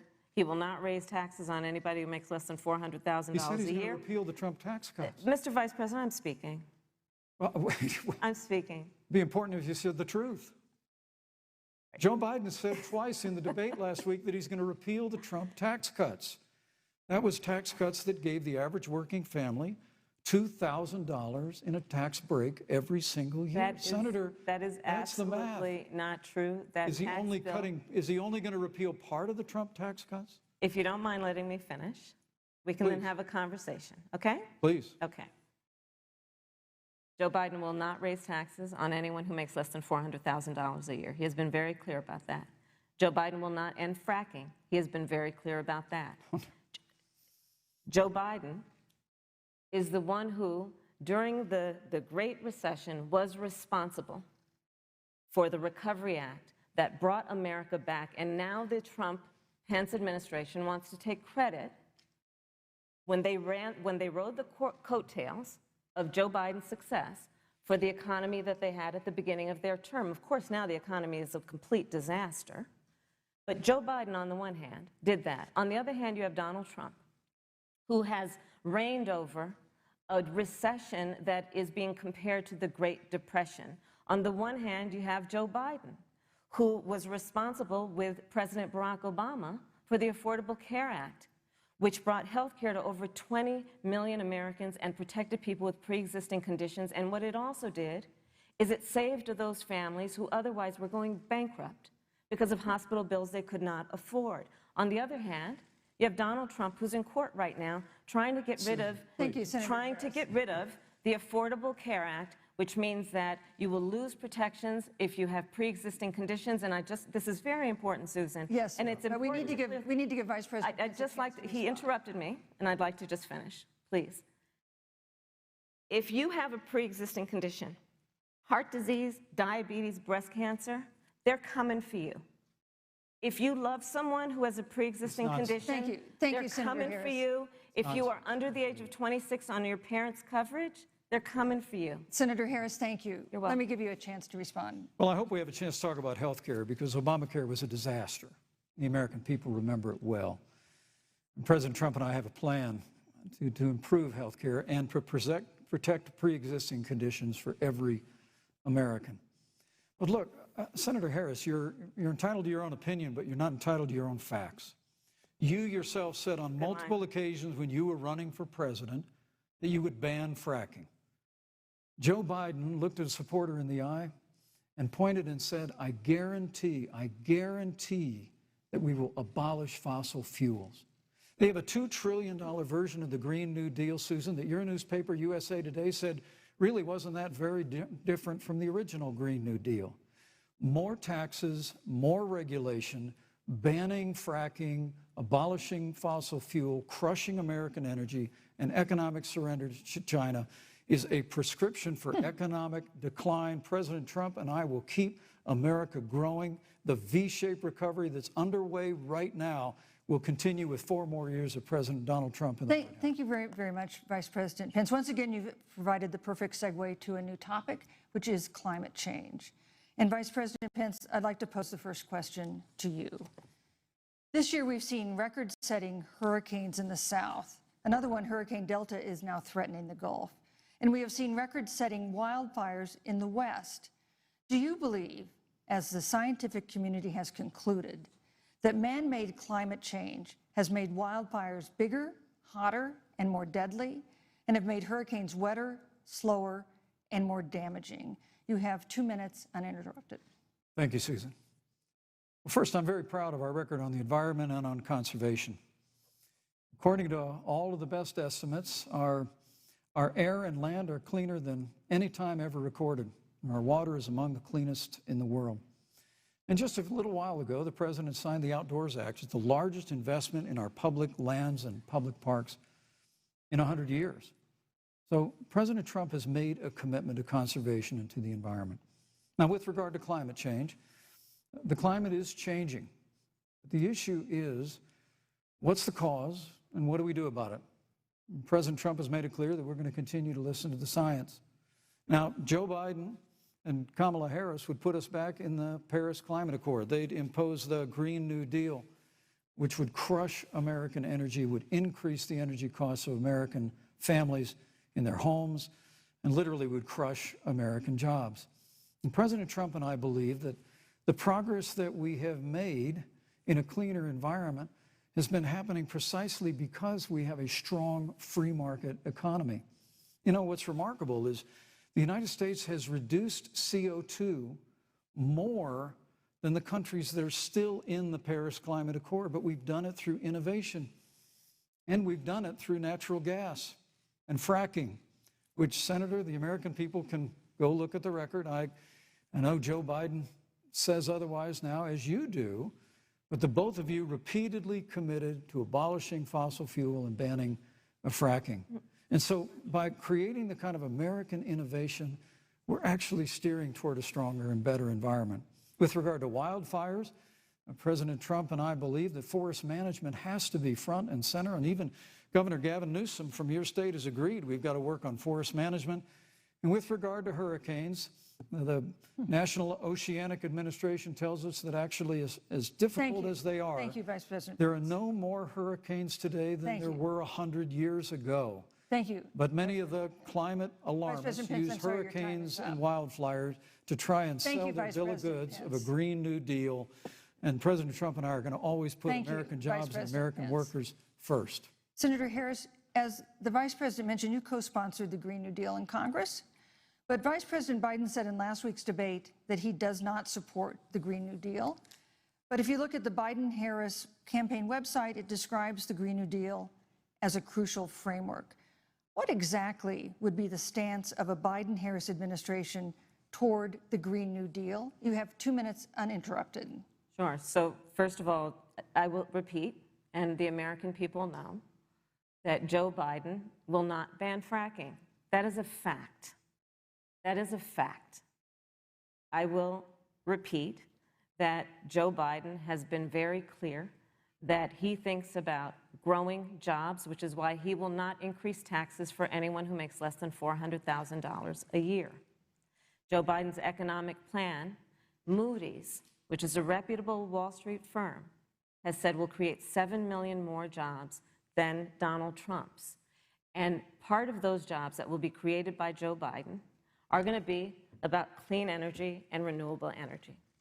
Because you see, Joe understands that the west coast of our country is burning, including my home state of California. Joe sees what is happening on the Gulf states, which are being battered by storms. Joe has seen and talked with the farmers in Iowa, whose entire crops have been destroyed because of floods. And so Joe believes, again, in science. I'll tell you something, Susan. I served, when I first got to the Senate, on the committee that's responsible for the environment. Do you know this administration took the word science off the website and then took the phrase climate change off the website? We have seen a pattern with this administration, which is they don't believe in science. And Joe's plan is about saying we're going to deal with it, but we're also going to create jobs. Donald Trump, when asked about the wildfires in California, and the question was, you know, the science is telling us this, you know what Donald Trump said? Science doesn't know.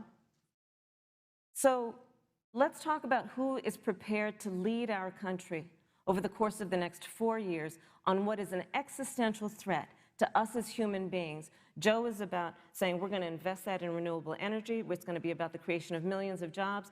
We will achieve net zero emissions by 2050, carbon neutral by 2035. Joe has a plan. This has been a lot of talk from the Trump administration, and really it has been to go backward instead of forward. We will also re-enter the climate agreement with pride. Senator Harris just said that climate change is an existential threat. Vice President Pence, do you believe that climate change poses an existential threat? As I said, Susan, the climate is changing. We'll follow the science. But once again, Senator Harris is denying the fact that they're going to raise taxes on every American. Joe Biden said twice in the debate last week that on day one he was going to repeal the Trump tax cuts. Those tax cuts delivered $2,000 in tax relief to the average family of 4 across America. And with regard to banning fracking, I just recommend that people look at the record. You yourself said repeatedly that you would ban fracking. You were the first Senate co-sponsor of the Green New Deal. And while Joe Biden denied the Green New Deal, Susan, thank you for pointing out, the Green New Deal is on their campaign website. And as USA Today said, it's essentially the same plan as you co-sponsored with AOC when she submitted it in the Senate. And you just heard the senator say that she's going to resubmit America to the Paris Climate Accord. Look, the American people have always cherished our environment. We'll continue to cherish it. We've made great progress reducing CO2 emissions through American innovation and the development of natural gas through fracking. We don't need a massive $2 trillion Green New Deal that would impose all new mandates on American businesses and American families. Thank you. Joe Biden wants us Thank to you, Vice retrofit President. 4 million Thank you, Vice American President. business buildings. It makes no sense. It will cost jobs. President Trump is going to put America first. He's going to put jobs first, and we're going to take care of our environment and follow the science. Thank But, you, Vice you know, President. on the issue of jobs, Senator Harris. let's talk about that. The Vice President earlier referred to, as part of what he thinks is an accomplishment, the President's trade war with China. You lost that trade war. You lost it. What ended up happening is because of a so-called trade war with China, America lost 300,000 manufacturing jobs. Farmers have experienced bankruptcy because of it. We are in a manufacturing recession because of it. And when we look at where this administration has been, there are estimates that by the end of the term of this administration, they will have lost more jobs than almost any other presidential administration. And the American people know what I'm talking about. You know, I think about 20-year-olds. You know, we have a 20-year-old, a 20-something-year-old, who are coming out of high school and college right now, and you're wondering, is there going to be a job there for me? We're looking at people who are trying to figure out how they're going to pay rent by the end of the month. Almost half of American renters are worried about whether they're going to be able to pay rent by the end of the month. This is where the economy is in America right now, and it is because of the catastrophe and the failure of leadership of this administration. Thank you, Senator Harris. Vice President Pence, let me give you just 15 seconds to respond, because then I want to move on to Well, I'd love to respond. Look, lost the trade war with China. Joe Biden never fought it. Joe Biden has been a cheerleader for communist China over the last several decades. And again, Senator Harris, you're entitled to your opinion. You're not entitled to your own facts. When Joe Biden was vice president, we lost 200,000 manufacturing jobs, and President Obama said they were never coming back. He said we needed a magic wand to bring them back. In our first 3 years after we cut taxes, rolled back regulation, unleashed American energy, this administration saw 500,000 manufacturing jobs created. And that's exactly the kind of growth we're going to continue to see as we bring our nation through this pandemic. But a Green New Deal, your massive new mandates, your Paris Climate Accord, it's going to kill jobs this time, just like it killed jobs. I just need to respond very briefly, 15 seconds, and then we'll move on. Thank you. Joe Biden is responsible for saving America's auto industry, and you voted against it. So let's set the record straight. Thank you. I'd like to talk about China. We have, as our next topic, we have no more complicated or consequential foreign relationship than the one with China. It is a huge market for American agricultural goods. It's a potential partner in dealing with climate change in North Korea. And in a video tonight, President Trump again blamed it for the coronavirus, saying China will pay. Vice President Pence, how would you describe our fundamental relationship with China? Competitors, adversaries, enemies? You have 2 minutes. Thank you, Susan. Well, before I leave that, let me speak to voting records if I can. You know, everybody knows that NAFTA cost literally thousands of American factories to close. We saw automotive jobs go south of the border. President Trump fought to renegotiate NAFTA. And the United States-Mexico-Canada agreement is now the law of the land. American people deserve to know Senator Kamala Harris was one of only 10 members of the Senate to vote against the USMCA. It was a huge win for American auto workers. It was a huge win for American farmers, especially dairy in the upper Midwest. But Senator, you said it didn't go far enough on climate change, that you put your radical environmental agenda ahead of American auto workers and ahead of American jobs. The American people deserve to know that. It's probably why Newsweek magazine said that Kamala Harris was the most liberal member of the United States Senate in 2019, more liberal than Bernie Sanders, more liberal than any of the others in the United States Senate. So Now, with regard to China, look, Susan, first and foremost, China is to blame for the coronavirus. And President Trump is not happy about it. He's made that very clear, made it clear again today. China and the World Health Organization did not play straight with the American people. They did not let our personnel into China to get information on the coronavirus until the middle of February.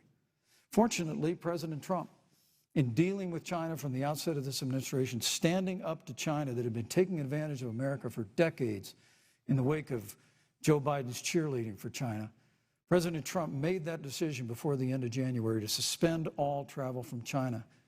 And again, the American people deserve to know Joe Biden opposed President Trump's decision to suspend all travel from China. He said it was hysterical. He said it was Thank you, Vice xenophobic. President Pence. But President Trump has Vice President stood Pence, up your to time is China. up. We're going to continue to stand strong. Thank you, Vice President Pence. We want to improve the relationship, but we're going to level the playing field, and we're going to hold Vice President China Pence. accountable for what they did to America with the coronavirus. Thank you. Senator Harris, let me ask you the same question that I asked the Vice President. How would you describe our fundamental relationship with China? Are we competitors, adversaries, enemies? You'll have 2 minutes uninterrupted. Susan, the Trump administration's perspective and approach to China has resulted in the loss of American lives, American jobs, and America's standing. There's a weird obsession that President Trump has had with getting rid of whatever accomplishment was achieved by President Obama and Vice President Biden. For example, they created within the White House an office that basically was responsible for monitoring pandemics. They got rid of it. Not true. There was a team of disease experts that President Obama and Vice President Biden dispatched to China to monitor what is now predictable and what might happen. They pulled them out. We now are looking at 210,000 Americans who have lost their lives. Let's look at the job situation. We mentioned before the trade deal, the trade war, they wanted to call it, with China. It resulted in the loss of over 300 manufacturing jobs and a manufacturing recession, and the American consumer paying thousands of dollars more for goods because of that failed war that they called it.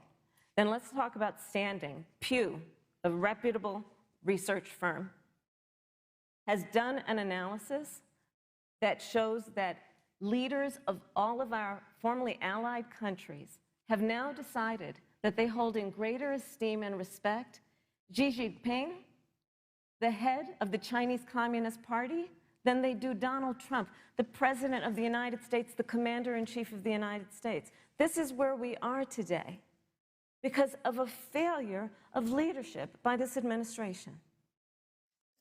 Senator Harris, we've seen changes in the role of the United States in terms of global leadership over the past 4 years.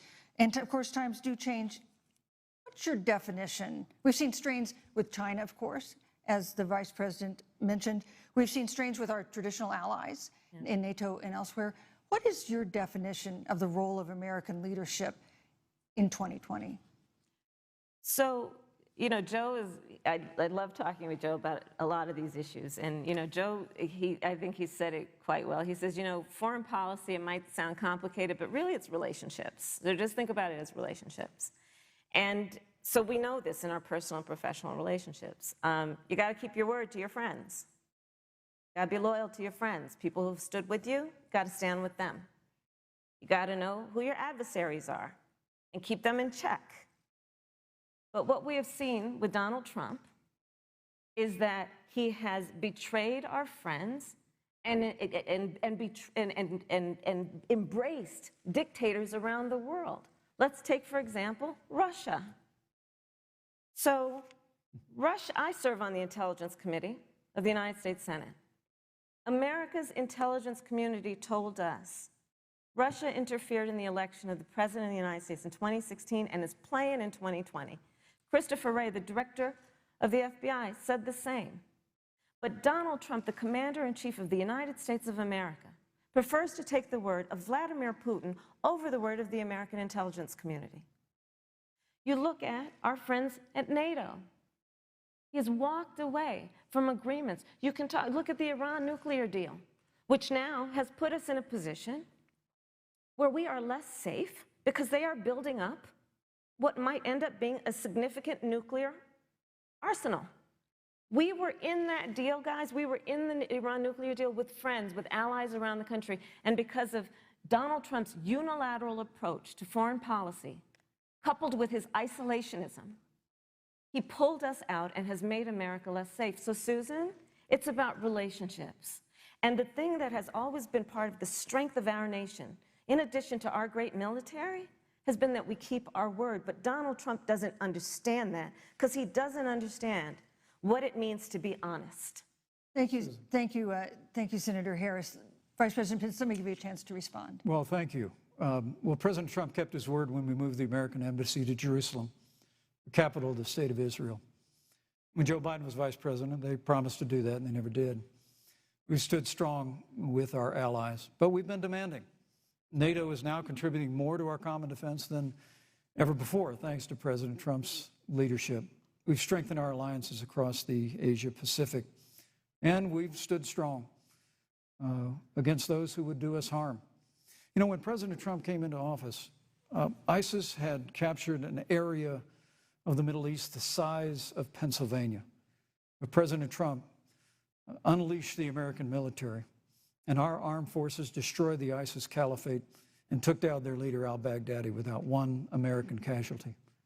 Al-Baghdadi was responsible for the death of thousands. But notably, America's hearts today are with the family of Kayla Mueller, her parents of which are here with us tonight in Salt Lake City. Today, two of the ISIS killers responsible for Kayla Mueller's murder were brought to justice in the United States. Jihadi John was killed on the battlefield along with the other beetle. The reality is that when Joe Biden was vice president, we had an opportunity to save Kayla Mueller. It breaks my heart to reflect on it, but the military came into the Oval Office, presented a plan. They said they knew where Kayla was. Baghdadi had held her for 18 months, abused her mercilessly before they killed her. But when Joe Biden was vice president, they hesitated for a month. And when armed forces finally went in, it was clear she'd been moved 2 days earlier. And her family says with a heart that broke the heart of every American that if President Donald Trump had been president, they believe Kayla would be alive today. Thank you, Vice Look, President. we destroyed the ISIS caliphate. And you talk about re-entering the Iran nuclear deal. I mean, the last administration transferred $1.8 billion to the leading state sponsor of terrorism. President Donald Trump got us out of the deal. Thank you, Vice President Pence. And when Qasem Soleimani was traveling to Baghdad to do harm to Americans, President Donald Trump took him out. Thank you, Vice President Pence. And America is safer, our allies are safer, and the American people know President Donald Trump will never have Thank you, Vice President take Pence. action. I would like to give Senator Harris a chance to respond, but not at such great length because, of course, there are other topics we want to talk about. But I would like equal time. Yes. Thank you. Please go ahead. First of all, to the Mueller family, I know about your daughter's case, and I'm so sorry. I'm so sorry. What happened to her is awful, and it should have never happened. And I know Joe feels the same way. And I know that President Obama feels the same way. But you mentioned Soleimani. Let's start there. So after the strike on Soleimani, there was a counter strike on our troops in Iraq. And they suffered serious brain injuries. And do you know what Donald Trump dismissed them as? Headaches. And this is about a pattern of Donald Trump's, where he has referred to our men who are serving in our military as suckers and losers. Donald Trump, who went to Arlington Cemetery and stood above the graves of our fallen heroes and said, what's in it for them? Because, of course, you know, he only thinks about what's in it for him. Let's take what he said about John McCain, a great American hero. And Donald Trump says he doesn't deserve to be called a hero because he was a prisoner of war. And this is very important when you want to talk about who is the current commander-in-chief and what they care about and what they don't care about. Public reporting that Russia had bounties on the heads of American soldiers. And you know what a bounty is? It's somebody puts a price on your head and they will pay it if you are killed. And Donald Trump had talked at least 6 times to Vladimir Putin and never brought up the subject. Joe Biden would never do that. Thank you. Joe Biden would, but Joe Biden would hold Russia to account for any threat to our nation's security or to our troops who are sacrificing their lives for the sake of our democracy and our safety. Thank you, Senator Harris. This is such an important issue, but we have other important issues as well. And Susan, I want to make sure we have a chance I really have to talk to respond about to that. I'm, Look, she has 15 seconds because well, I got to have trying more to than keep. that. Look, well, I'm sorry, Vice President, look, but you've had more time than she's had the so far. slanders against President Donald Trump regarding men and women of our armed forces are absurd. I'm sorry, Vice My President son Pence. is a captain in the United States Marine Corps. My son-in-law is deployed in the United States Navy. I can assure all of you, with sons and daughters serving in our military, President Donald Trump not only respects but reveres all of those who serve in our armed forces, and any suggestion otherwise is ridiculous. Thank you, Vice President Pence. The American people deserve, Susan, the American people deserve to know. Vice President Pence, I did not, excuse me, Susan, the I did American not people create the deserve to know rules for tonight. Joe Biden. Your campaigns agreed to the rules for tonight's debate with the Commission on Presidential Debates. I'm here to enforce them, which involves moving from one topic to another, giving roughly equal time to both of you, which is what I'm trying very hard to do. Go right ahead. So I want to go ahead and move to the next topic, which is an important one, as the last topic was, and that is the Supreme Court. On Monday, the Senate Judiciary Committee is scheduled to open hearings on Amy Coney Barrett's nomination to the Supreme Court. Senator Harris, you'll be there as a member of the committee. Yes. Her confirmation would cement the court's conservative majority and make it likely open to more abortion restrictions, even to overturning the landmark Roe v. Wade ruling.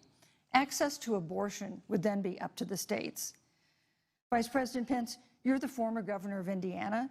If Roe v. Wade is overturned, what would you want Indiana to do? Would you want your home state to ban all abortions? You have 2 minutes, uninterrupted. Well, thank you for the question, but I'll use a little bit of my time to respond to that very important issue before.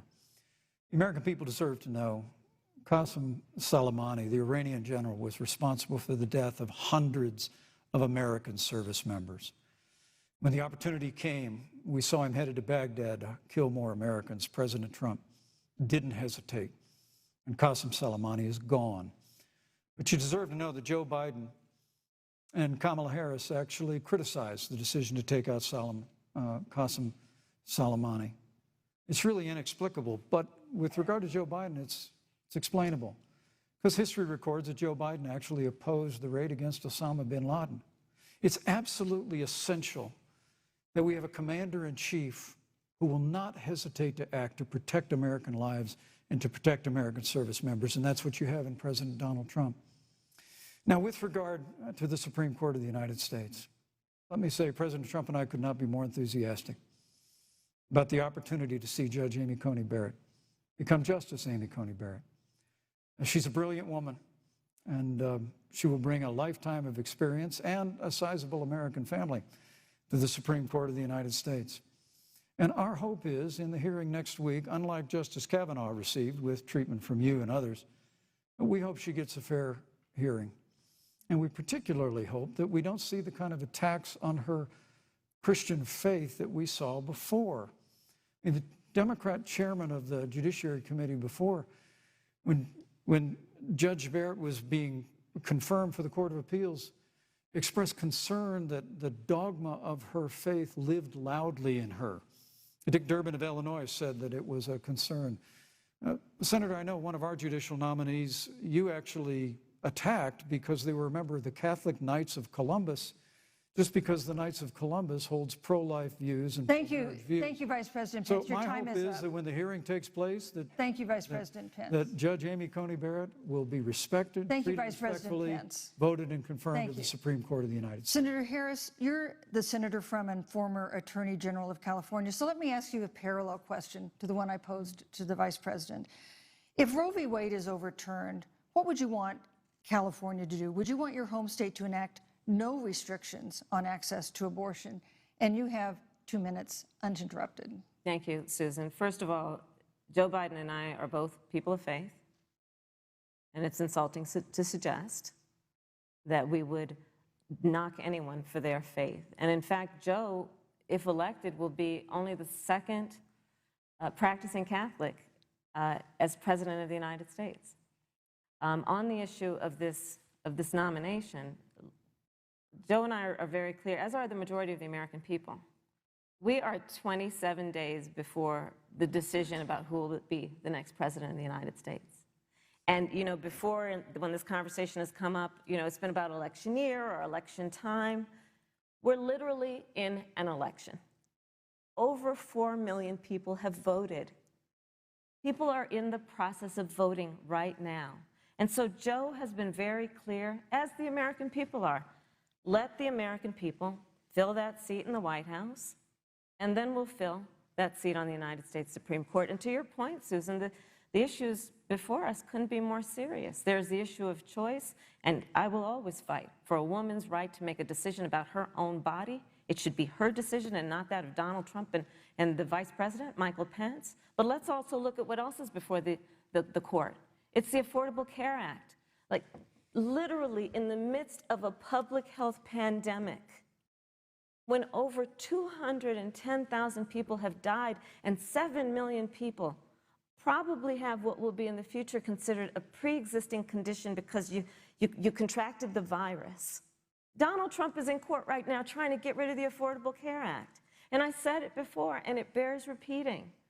This means that there will be no more protections if they win for people with pre-existing conditions.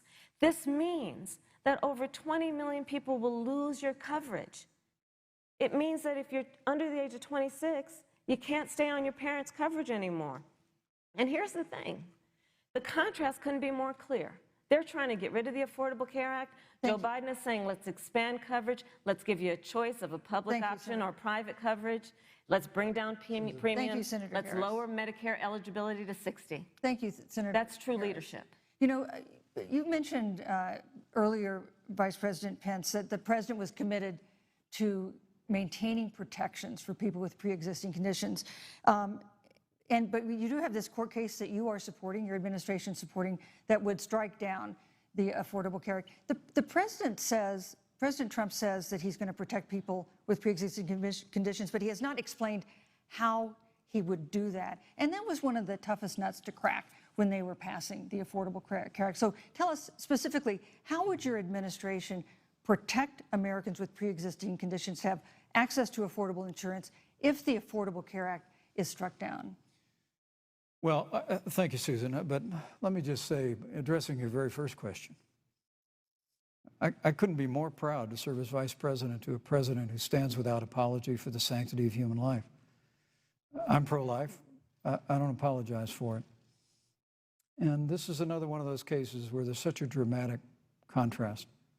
Joe Biden and Kamala Harris support taxpayer funding of abortion all the way up to the moment of birth, late-term abortion. They want to increase funding to Planned Parenthood of America. Now, for our part, I would never presume how Judge Amy Coney Barrett would rule on the Supreme Court of the United States, but we'll continue to stand strong for the right to life.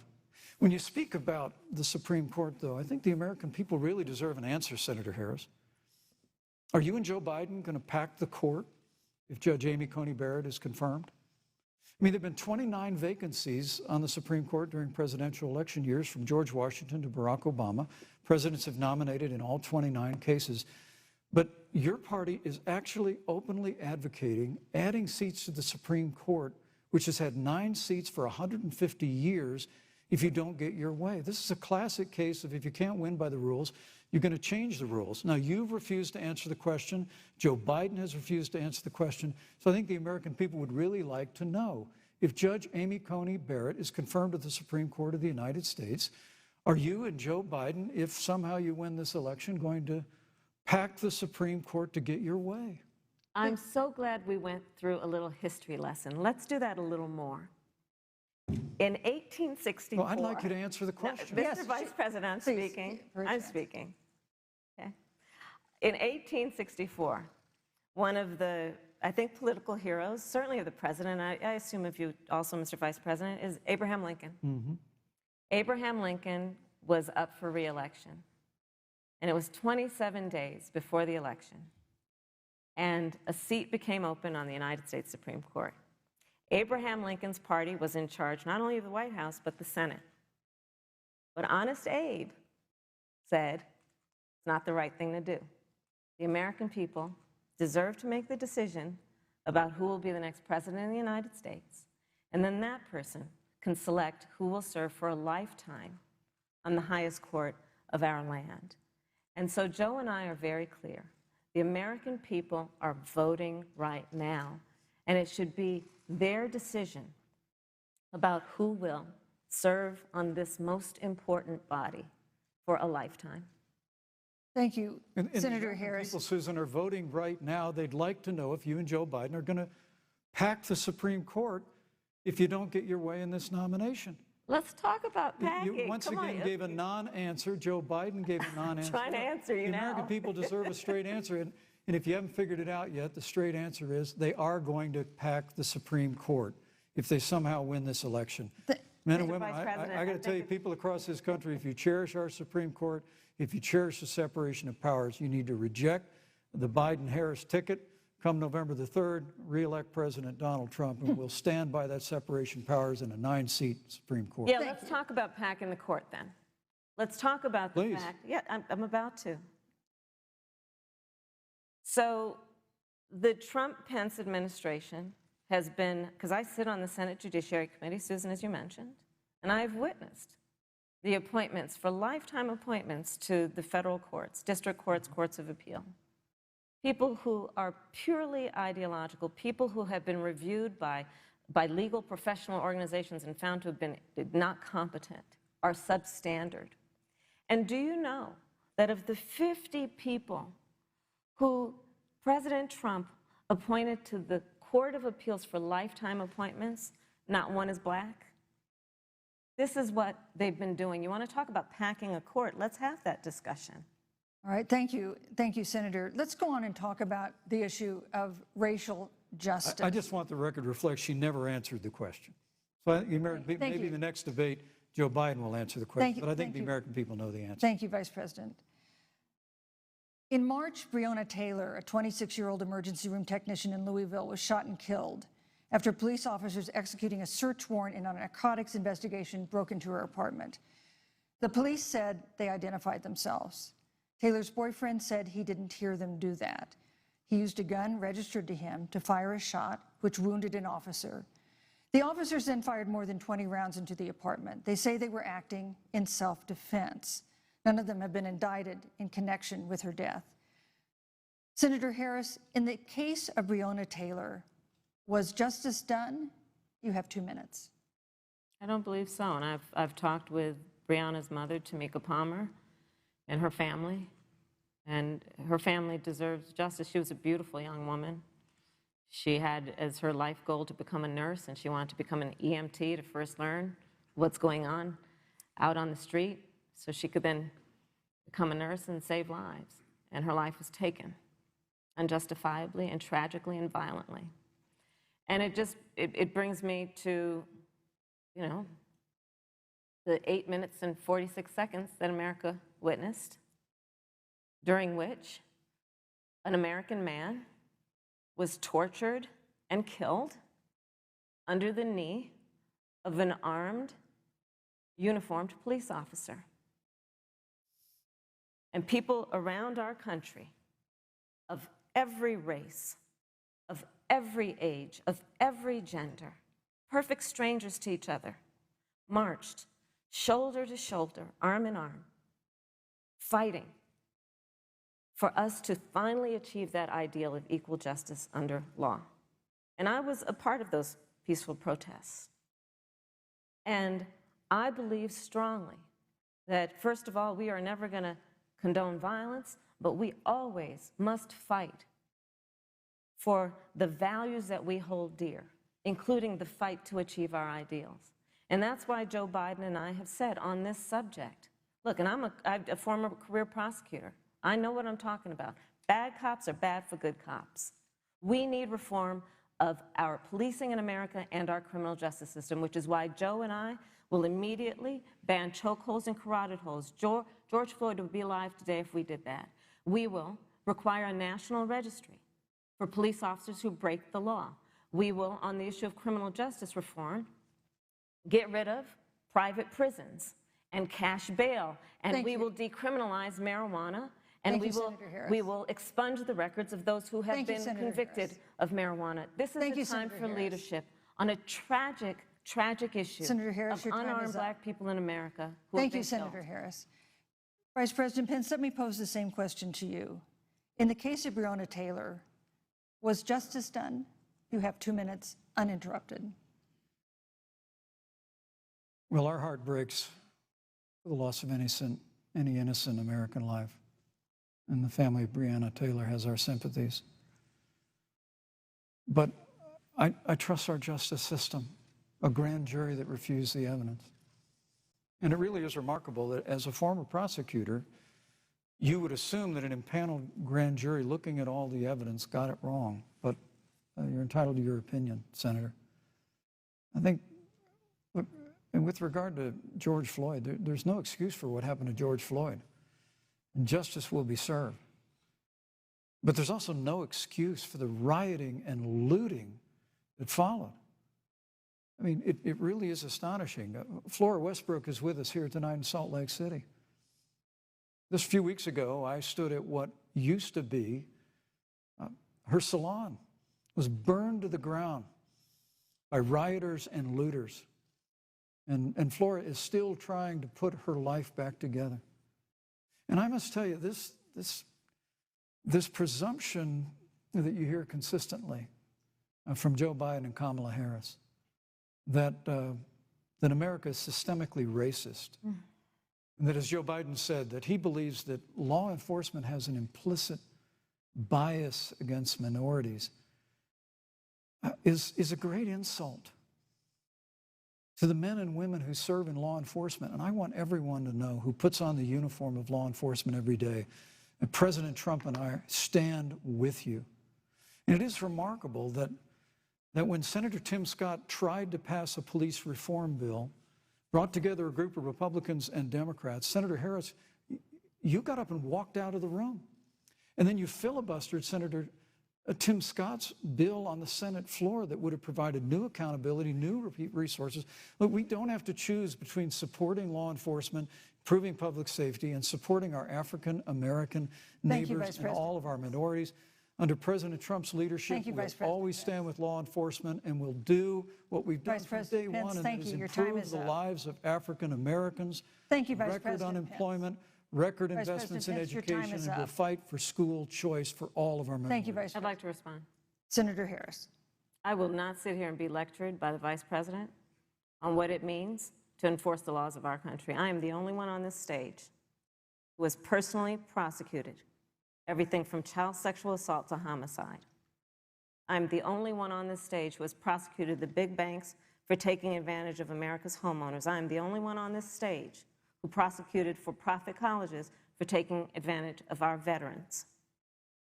And the reality of this is that we are talking about an election in 27 days, where last week the President of the United States took a debate stage in front of 70 million Americans and refused to condemn white supremacists. Not true.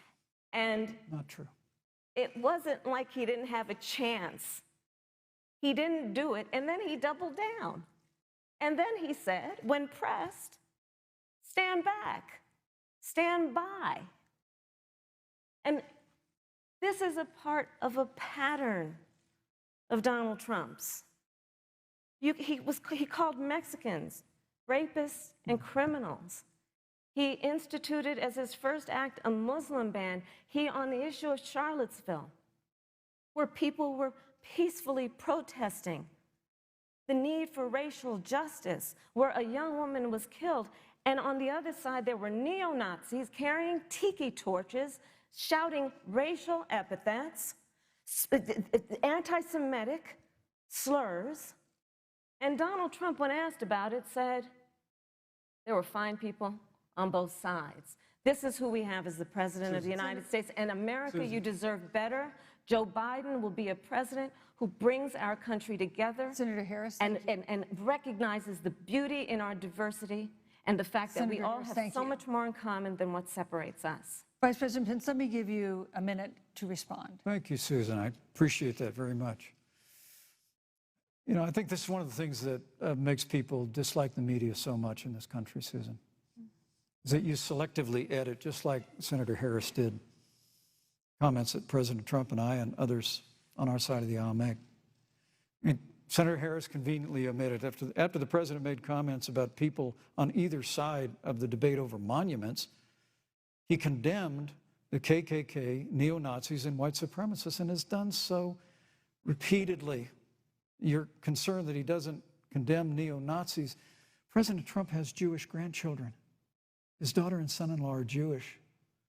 This is a president who respects and cherishes all of the American people. But you talk about having personally prosecuted. I'm glad you brought up your record, Senator. Thank you. But I really need to make this point. When you were DA in San Francisco, when you left office, African Americans were 19 times more likely to be prosecuted for minor drug offenses than whites and Hispanics. When you were Attorney General of California, you increased the disproportionate incarceration of blacks in California. You did nothing on criminal justice reform in California. You didn't lift a finger to pass the First Step Act on Capitol Hill. I mean, the reality is your record speaks for itself. President Trump and I have fought for criminal justice reform. Thank you, Vice President We fought for educational choice and opportunities for African Americans, all of our Thank you, sir. And we'll do it for 4 more Thank you. You know, there is no more important issue than the final issue that we're going to talk about tonight, and that is the issue of the election itself. Susan, he attacked my record. I would like an opportunity to respond. Let me give you 30 seconds because we're running out of time. I appreciate that. First of all, having served as the Attorney General of the state of California, the work that I did is a model of what our nation needs to do, and we will be able to do under a Joe Biden presidency. Our agenda includes what this administration has failed to do. It will be about not only instituting a ban on chokeholds and carotid holes. Thank you. Not only. Thank you, Senator. I would like to go through. These are points that you made earlier in the hour, and I want to talk about the election itself before we have to. But I want to talk about the connection between what Joe and I will do and my record, which includes I was the first statewide officer to institute a requirement that my agents would wear body cameras and keep them on full time. We were the first to initiate a requirement that there would be a training for law enforcement on implicit bias because, yes, Joe Biden and I recognize that implicit bias does exist, Mr. Vice President, contrary to what you may believe. We did the work of instituting reforms that were about investing in reentry. This is the work that we have done and the work we will do going forward. And again, I will not be lectured by the Vice President on our record of what we have done in terms of law enforcement and keeping our communities safe and a commitment to reforming the criminal justice system of America. Thank you, Senator Harris. And I'd like to pose I'd like you to respond first to the question on our final topic, the election itself. President Trump has several times refused to commit himself to a peaceful transfer of power after the election. If your ticket wins and President Trump refuses to accept a peaceful transfer of power, what steps would you and Vice President Biden then take? What would happen next? You have 2 minutes. So I'll tell you, Joe and I are, I think, particularly proud of the coalition that we've built around our campaign. We probably have one of the broadest coalitions of folks that you've ever seen in a presidential race. Of course, we have the support of Democrats, but also independents and Republicans. In fact, 7 members of President George W. Bush's cabinet are supporting our ticket. We have the support of Colin Powell, Cindy McCain, John Kasich, over 500 generals, retired generals, and former national security experts and advisors are supporting our campaign. And I believe they are doing that because they know that Joe Biden has a deep, deep-seated commitment to fight for our democracy and to fight for the integrity of our democracy and to bring integrity back to the White House. And so we believe in the American people. We believe in our democracy. And here's what I'd like to say to everybody. Vote. Please vote. Vote early. Come up with a plan to vote. Go to iwillvote.com. You can also go to joebiden.com. We have it within our power in these next 27 days to make the decision about what will be the course of our country for the next 4 years. And it is within our power, and if we use our vote and we use our voice, we will win. And we will not let anyone subvert our democracy with what Donald Trump has been doing, as he did on the debate stage last week, when again in front of 70 million people, he openly attempted to suppress the vote. Joe Biden, on the other hand, on that same debate stage, because clearly Donald Trump doesn't think he can run on a record because it's a failed record, Joe Biden on that stage said, hey, just please vote. So I'll repeat what Joe said. Please vote. Thank you, Senator. Vice President Pence, President Trump has several times refused to commit himself to a peaceful transfer of power after the election. If Vice President Biden is declared the winner and President Trump refuses to accept a peaceful transfer of power, what would be your role and responsibility as Vice President? What would you personally do? You have 2 minutes. Well, Susan, first and foremost, I think we're going to win this election. Because while Joe Biden and Kamala Harris rattle off a long litany of the establishment in Washington, D.C., an establishment that Joe Biden's been a part of for 47 years, President Donald Trump has launched a movement of everyday Americans from every walk of life. And I have every confidence that those same Americans that delivered that historic victory in 2016, they see this president's record where we rebuild our military, we revived our economy through tax cuts and rolling back regulation, fighting for fair trade, unleashing American energy. We appointed conservatives to our federal courts at every level. And we stood with the men and women of law enforcement every single day. And I think that movement of Americans has only grown stronger in the last 4 years. But when you talk about accepting the outcome of the election, I must tell you, Senator, your party has spent the last 3.5 years trying to overturn the results of the last election. It's amazing. When Joe Biden was Vice President of the United States, the FBI actually spied on President Trump and my campaign. I mean, there were documents released this week that the CIA actually made a referral to the FBI documenting that those allegations were coming from the Hillary Clinton campaign. And of course, we've all seen the avalanche, what you put the country through for the better part of 3 years until it was found that there was no obstruction, no collusion, case closed.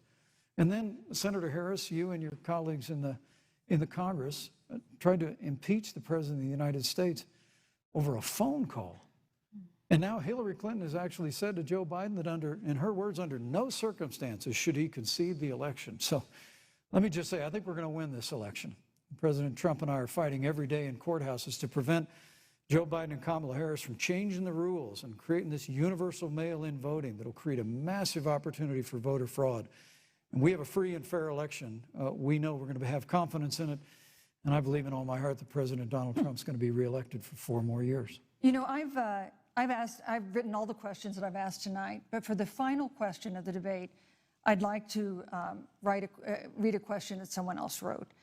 The Utah Debate Commission asked students in the state to write essays about what they would like to ask you. And I want to close tonight's debate with the question posed by Brecklin Brown.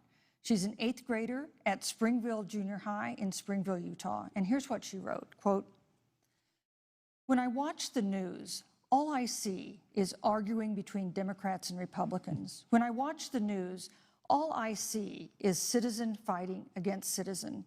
When I watch the news, all I see are 2 candidates from opposing parties trying to tear each other down. If our leaders can't get along, how are the citizens supposed to get along? And then she added, your examples could make all the difference to bring us together, end quote. So to each of you in turn, I'd like you to take 1 minute and respond to Brecklin. Vice President Pence, you have 1 minute. Brecklin, it's a wonderful question. And let me just commend you for taking an interest in public life. I started following the news when I was very young. And in America, we believe in a free and open exchange of debate. And we celebrate that.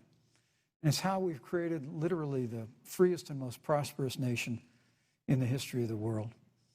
And I would tell you that don't assume that what you're seeing on your local news networks is synonymous with the American people. You know, I look at the relationship between Justice Ruth Bader Ginsburg, the late justice who we just lost from the Supreme Court, and the late Justice Antonin Scalia. They were on polar opposites on the Supreme Court of the United States, one very liberal, one very conservative.